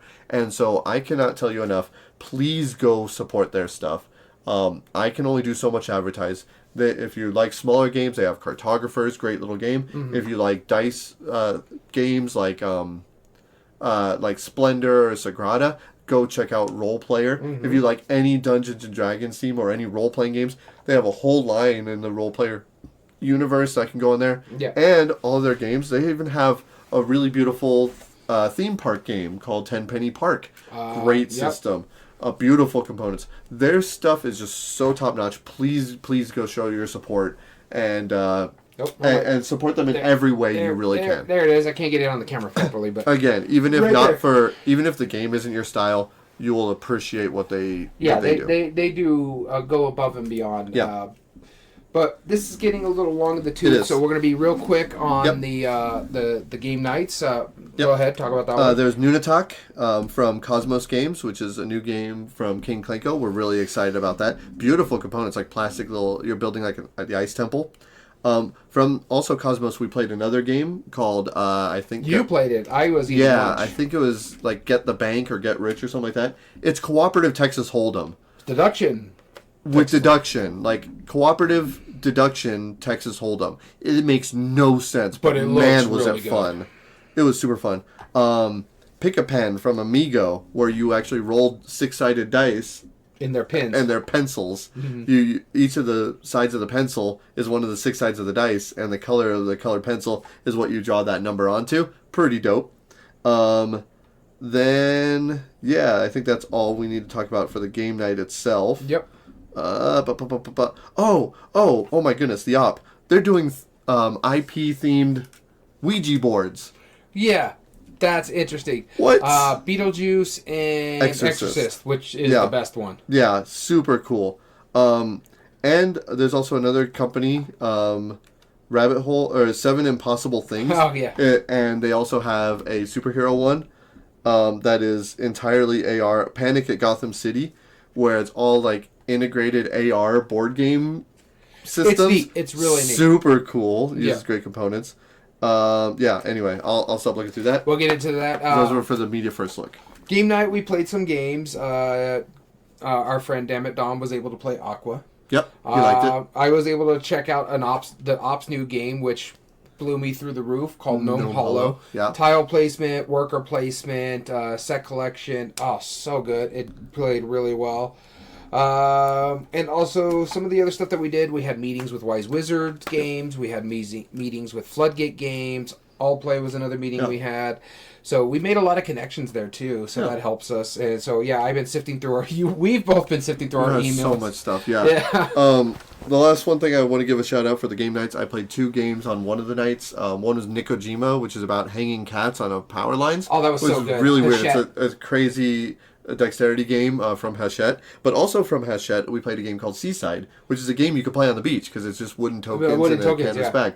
But we were taught this game, and we started talking with him for a long time. Super cool dude. And I promised him I would give him a shout out. Patrick Hayden, working with Hachette. He was just super great guy, great demonstrator of the game, very calm guy, and I just wanted to give him a shout out ever since we were talking podcast stuff. Yeah, no, it was really cool. And his significant other was the one that taught us the Nikojima. Yeah, so they were really cool people. We enjoyed talking with him. And she runs a podcast, or not a podcast, but a Twitch stream account where they or they stream some of their birds that they get. Because she streams a bird feeder. Yeah. Another thing we wanted to talk about too with them as well. And it's funny because I made a joke with him. I was like, don't mistake our faces as we're not enjoying this game. I'm actually... Seaside was actually quite fun. But great. We were so freaking exhausted at that point in time. Yeah, it was a long couple days at that point. And then, other than that, I don't know, other than getting into our tops, what we're going to talk about. Let's just a quick shout out to Brad from Level 99 Games. Yes. We had a great time hanging out with him. We played some games, played some prototypes, had a really great dinner, and some great discussions. Yes, oh my God. Well, we're going to have him back on the podcast. We've already discussed it. He's just one of our favorite people. We spent almost more time with him than anyone else at this convention. I was able to play Valley Glassworks, or River Valley Glass from All Play. That was a great game. That's going to be going to Kickstarter here soon. Yep. So check it out. It Mark was from All Play, very cool phenomenal dude. Guy, yeah. Very cool dude. Very calm, very quiet, but very, very smart at how he taught the games. Very friendly. He's just a good person. He treats you like you're his best friend, like to every person he's met. He's so good. Yeah. So I played Valley Glassworks. You and Dom played. Rings and Things. Rings and Things and Fairy Circle. And Fairy, yeah. Oh, Fairy, yeah. Mm-hmm. So all of those were really cool. Other than that, I can't really think too much more of what we played. What we looked at was a lot. Nikojima, I have that as well. And so we played some games on the final night, but it was more so just you got to play Ultimatch with Tabletop. I got my redemption in Ultimatch. I finally got, because the first time I played it, we lost in like 4 turns. It was brutal. Second time I played it, we won. It was beautiful. We destroyed it. And had a great time hanging out with Tabletop Bellhop, Mo Tusano and his wife. Had dinner with them on the last day. Mm-hmm. So, so Deanna, Mo, it was a great time hanging out with you all. Yeah. And then one more thing to shout out, the thing we found out about Inside Up. Oh, yeah. So, we come from Las Cruces, New Mexico to Louisville, Kentucky to meet a guy who went to a high school in our city. Yes. He was only a few years ahead of me, and I played against his high school when I played sports. That's right. Yeah. And we met him because it was super nice guy. His name is Brandon from Inside Up Games. Very friendly guy. And I found out that, it blew my mind when Daniel's like, Daniel, come here. You got to see this. It was like, he's also from Las Cruces. And we're like, wait, what?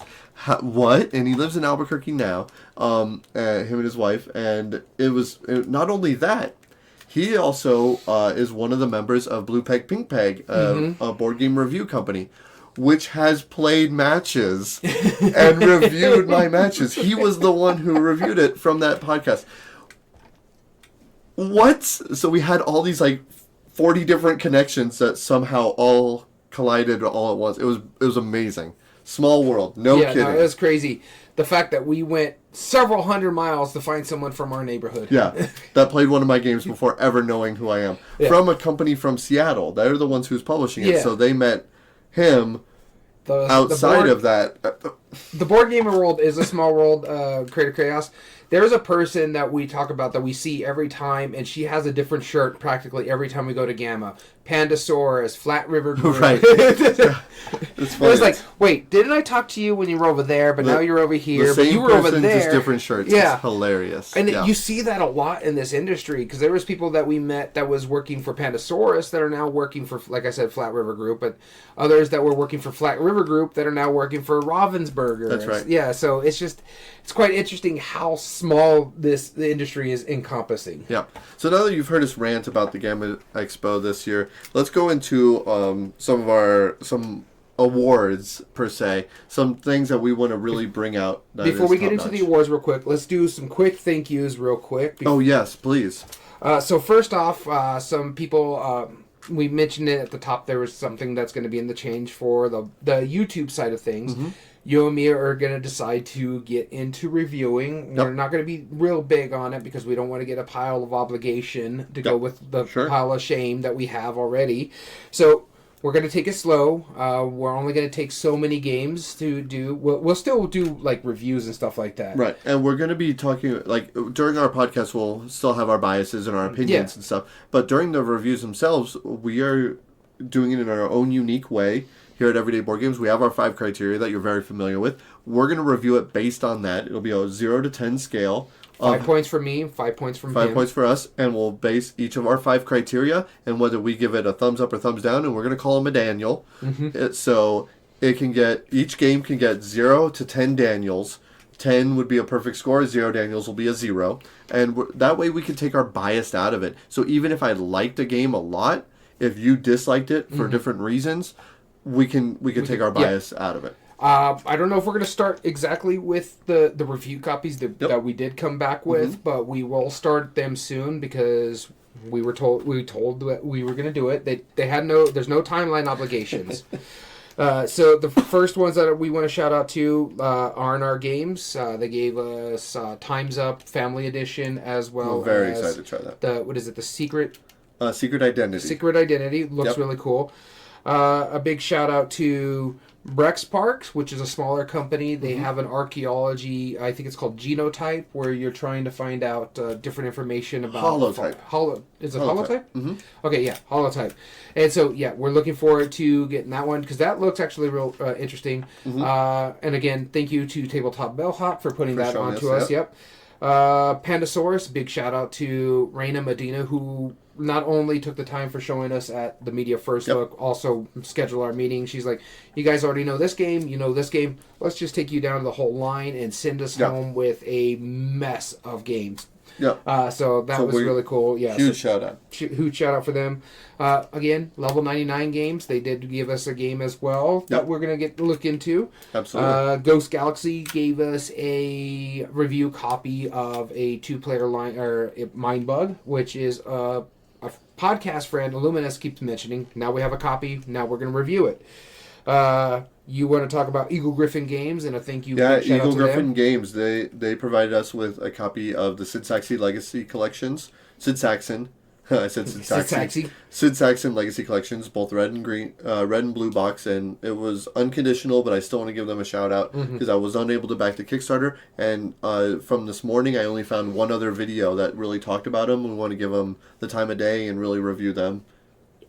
Big shout out to Van Ryder Games. Just talking with them in general. Very receptive to your guys' store. So they're really cool to hang out with. We will probably end up doing a review for one of their games just as a thank you to them. As well as a shout out to Arcane Wonders, who gave me a copy personally just to take home of the history of Mary Shelley or something like that, the family of Mary Shelley or something like that. It's like a little escape room in 3 volumes. I was very intrigued by this game. Mother and Frankenstein, something like that, yeah. And I'm very intrigued by this game. They're like, this is going to be 3 volumes. Here's the first volume. So I was like, yeah, okay. And then also gave our friend Dammit Dom Smartphone Mobile Markets just as a thank you for showing up, and they didn't want to take it home, so gave it to him, which is really cool. And also Floodgate Games for coming out and showing us, doing us a run through of a lot of their games. A lot of the staff helped out with that. What's coming up too. Job. And we're going to be talking about those as well. And again, thank you to Claire Mateka and Keith Mateka and Thunderworks Games for helping my podcast partner out. We appreciate you all. All right, so now to the awards. Let's talk about the awards. So let's start with the publishers first, because that's a bigger one. So we're going to talk about 3 things for each of these. First, we're going to talk about the biggest surprise, then the most anticipated, and the best of show, in our opinion, for publishers. Let's start off with our coin of doom. Let's start off with the biggest surprise for the whole overall publisher. That's Tails. That would be me. So my biggest surprise is more along the lines of disappointment in a sense. And this is just the fact that Asmodee did not announce anything. They did announce something that we're under an embargo for, but it is announced. It was out in the public. People have already talked about it, but they've asked us not to review or anything like that. But even then, it wasn't all that much. It was mainly just about accessories. So this is the biggest market personnel in games. They own several companies. Fantasy Flight. No, they don't own that one. I was going to say Plaid Hut, but they have Fantasy Flight, Atomic Mass, Z-Man, Gamegenics. Yeah, so they have a bunch of things, and Space accessories Cowboys was their biggest announcement. So that was for me the biggest surprise. Is just that they had this massive room, and the only thing they were pushing was Star Wars Unlimited, which, mind you, that's their big game, but nothing else for every other company they have. And my biggest surprise is actually a positive. This company, I had always been a little skeptical on some of their games, and I've played a few that I'm like, I didn't like it that much. Some of them were really great, but I've never seen them as one of the big players, and they just absolutely blew my mind. We saw the panel for them, and everything that they were talking about, yes, this is all play. I could not tell you how excited I was leaving that panel. They have a $40 line and a $20 line, and that's just the games. They also make tables, they make accessories like bags and all sorts of stuff. Yeah. They have a 1 minute teach line, which are all in $20 boxes, super accessible, great games. Every single one of their games, you can tell that they're really, every single time they announce a new game, they get a little bit better and better. A couple of their first ones were a little questionable, but now I think they're going to be a huge player. And in fact, they're even doing a new line of $10 games. They're quick, simple, easy to learn, but offer you a lot of stuff in a small little package. I am so stoked for all that stuff. This, in a sense, was my honorable mention for them. If I I had so to be impressed. like positive, this would have been it. But I was like, Asmodee, basically the EA of board gaming, announced nothing new. Yeah, and these guys just hit full swing. Yeah. They're like, let's talk about all these new games, all what we're planning. This line, why this it's gonna line, be this better line. fun. Yeah. Yes. I could not. This was the first time I've really actively promoted their stuff, because I'm like, I have a friend of mine who buys all of his games, and I've played a couple. I was like, they're okay. But now I'm like, I think everything's going to be a heavy hitter. Yeah, I have 2 on my Shuffle Shame at the moment, because I like trick-taking games. Yeah. And that was one of their things. All right, let's talk about most anticipated publisher of all the games that are coming up, and what we're anticipating the most from. I'll start us off. Pandasaurus. Hands down. Actually, same. Hands down. They're coming out with a game that is just absolutely cool. It's called Pinball Horror Haunted House. And it uses the box lid as multiple levels. You flick dice down it. The number that you roll times wherever it stands. Yeah, think tumbling dice. Where it stops times the number you roll. That could be points, hitting features, knocking over things, dropping into holes. Oh my gosh, there's so much cool stuff. Not just that. So think tumbling dice. So when you hit a certain point, you multiply the number of die based on that. No, it's like pinball. So if you only get it in the circle of this section, it becomes times 2. But if you get in the circle over here, it can become times 6 or whatever it is. So it's just like if you hit something in a pinball machine. So like if you hit a wall and it's bouncing off a bouncer. Yeah, it looks really cool. And now here's the thing. Tumbling Dice from Eagle Griffin Games, like, it's a beautiful game, great components, absolutely worth your time. It's also like an $80 game. Right? This is $30. Yeah, this is a $30. Oh my gosh. Yes, dice flicking, dexterity, super fun, pinball themed. I love it. Oh my god, I'm so excited for this game. And it's not just but then that's just the one game. Yeah. Then they have a Beacon Patrol expansion. Mind Up looks fun. Yep. Finca the reprint. Nar just showed up. Nar just showed up. I am so stoked. What was the other one from the very beginning that they showed us too? So there was like 2. Oh, I'm losing track. Oh, like, Faraway Land was another Faraway Land. Yeah, that looks cool. Every game that they're coming out with, like, and I told you this on the way back when we were driving. Pandasaurus Games is the kind of publisher where they're like, you know what? even if, hey, Tabletop Bellhop, welcome for joining us. We just finished talking about you. Good things, don't worry. All good things. Pandasaurus is making some of those, like, they are always willing to try something that has never been done before. Whether it's good or not, they're like, we're going to try it, and if it works, it works. If not, we can't say we didn't try. Like, Control was a good example of that. They did Roller Coaster Tycoon and Rush or whatever it was. Yeah. And it was like a dexterity thing with, like, marble ramps, which, was questionable whether it worked or not. The new version worked better, but it still wasn't quite there. And they're always willing to try and push the boundaries of what games can do, and they're always willing to take chances. And I think they're really, like, this year is going to be a hot year for them. Oh yeah, I'm really looking forward to it. So yeah. And so now, Best in Show. Best in Show. What was our favorite publisher of the show? I'll start us off. The Op. Same. Really? Yeah. I mean, oh my god, like. How dare you make me excited about a Ouija board? That's the stupidest thing in the world. And as soon as you say, hey, there's a horror theme announced, I'm like, okay, wow, that's actually really cool. And then they tell me about, like, some of their licensed Yahtzee sets and how they're making those. Like, okay, that's actually pretty fun. And then they tell me about, like, all of the other games that they're revamping. That they're making, like Hogwarts Battle turning into an Avatar theme, right?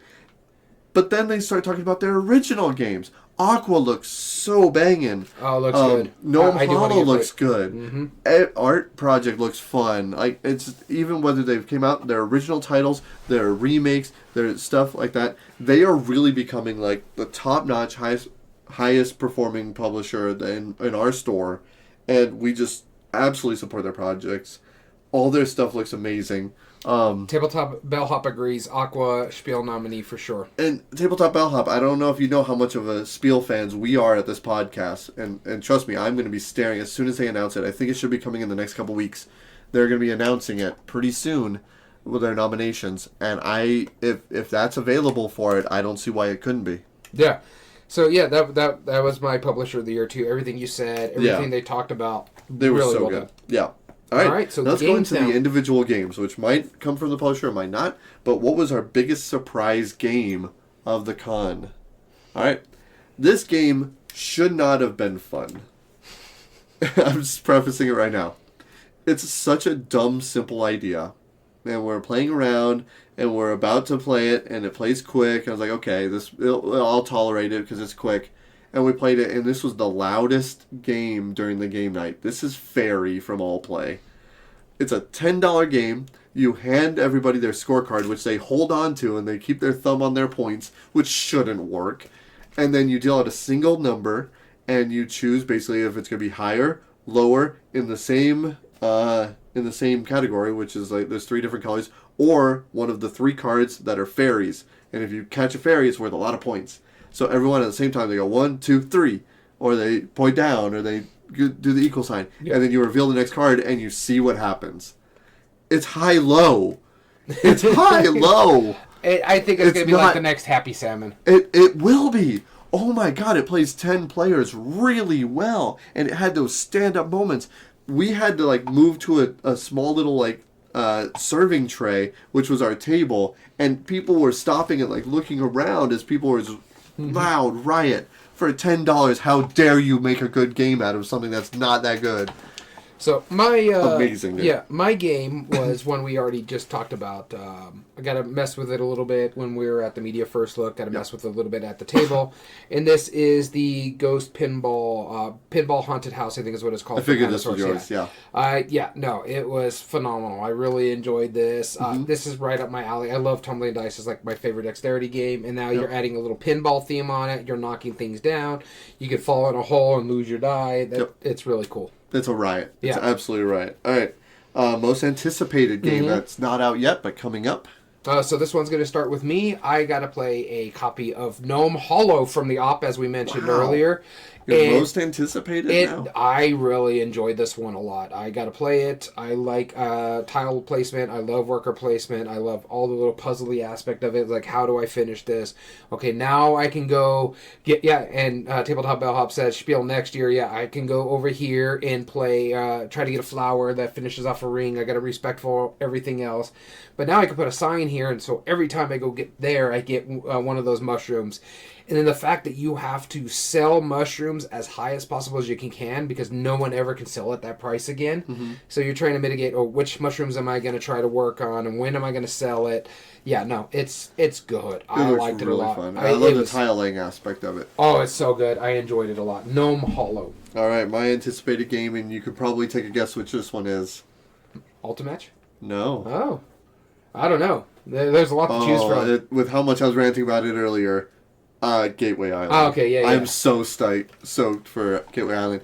I hate the idea of compilation games, but I actually own quite a few. I say I hate them. I really don't, because I love that stuff. I own Sid Saxon's Gambit of games. I own, like, a bunch of others where it's like, oh, it's multiple games in one. And it just looks so cool. Tabletop Bellhop says, Ark's most anticipated. 4X meets Trick Tank. Yeah. Our buddy Dammit Dom, he's looking forward to that one. Yes, absolutely. What company is that from? It is Leader Games. Leader Games, yeah. Oh, yeah, that's right. He said I probably would like it. But, yeah, it's so wild. Like, and my favorite thing about it is that it's not just like, oh, you're learning a basic game to teach you basic ideas. That's simple for us. Yeah. I can appreciate that. That's fine. And there's 21 games in the box, and it's like a $25 price point. That's already a good deal. Good components, good art. Also a cool idea. But then the fact that they approached other companies to give recommendations in each of the, if you like this game, here's the games you're gonna like. And it does. We're not trying to sell to our own company, our own games. We're trying to genuinely tell you grow the hobby too. Grow the hobby. And then I know at one point our friend was like, "Oh, this is hurting your job because I do the demos at our shop." No, this is going to help my job, and I'll tell you why. If I can sell them on a single copy of this for $25, which is a very easy entry point, should be the entry point for every gamer. That's the first game you do. Once you figure out which parts of those you like, come on back to me and I will give you even more recommendations on top of that. I could do demos while I'm not even there. Oh my goodness, I am so stoked for this game more than any others, and there's a lot that I'm excited for. This, just as soon as I heard about that, I'm like, 100%, that is my pick. Nice. And best game of the show. Best game of the show. Which game? I don't even know why you're flipping the coin. It's the same for both of us. Is it? Mm-hmm. Yep. All right. Our friends at Fireside Games, Ultimatch. Yeah. Oh my God. How? First off, Justin and Marie, I hope you listen to this episode. How dare you make a game that fun? Like, just no. And Tabletop Bellhop, please post in the story. I hope you talk about it on your podcast, but may I tell them the story about when you and your wife joined us for the second round that I played. First round for you guys. Let me know if I can talk about it, but or give them one of the reasons. Okay, cool. So Tabletop Bellhop, his wife Deanna and him played us, and she doesn't like cooperative games, which is, and she explained later on, she doesn't like quarterbacking, which totally makes understandable, sense, right? And we're all working together in this game. I'm already a big fan of Hanabi, and I think that this is such a smart game. This got picked for the best game of the show from Expo, Board Game Geek from Eric Martin, which is huge. I think this is a great price point, great components, very easy game to learn, and then on top of it, you just want to get in and do it again and play it again and beat it again and see how better you can do, because every single time we hit an Ultimatch, which I explained earlier, everyone went, woo, Ultimatch, and it was like a foghorn going off. And to say this again, when we finished that game, we were high-fiving, we were celebrating, and then I asked Tabletop Bellhop's wife, I was like, so, what'd you think? You don't like co-ops? She was like, this was great. This was fantastic. We all left with a smile on our face and an accomplishment in our hearts.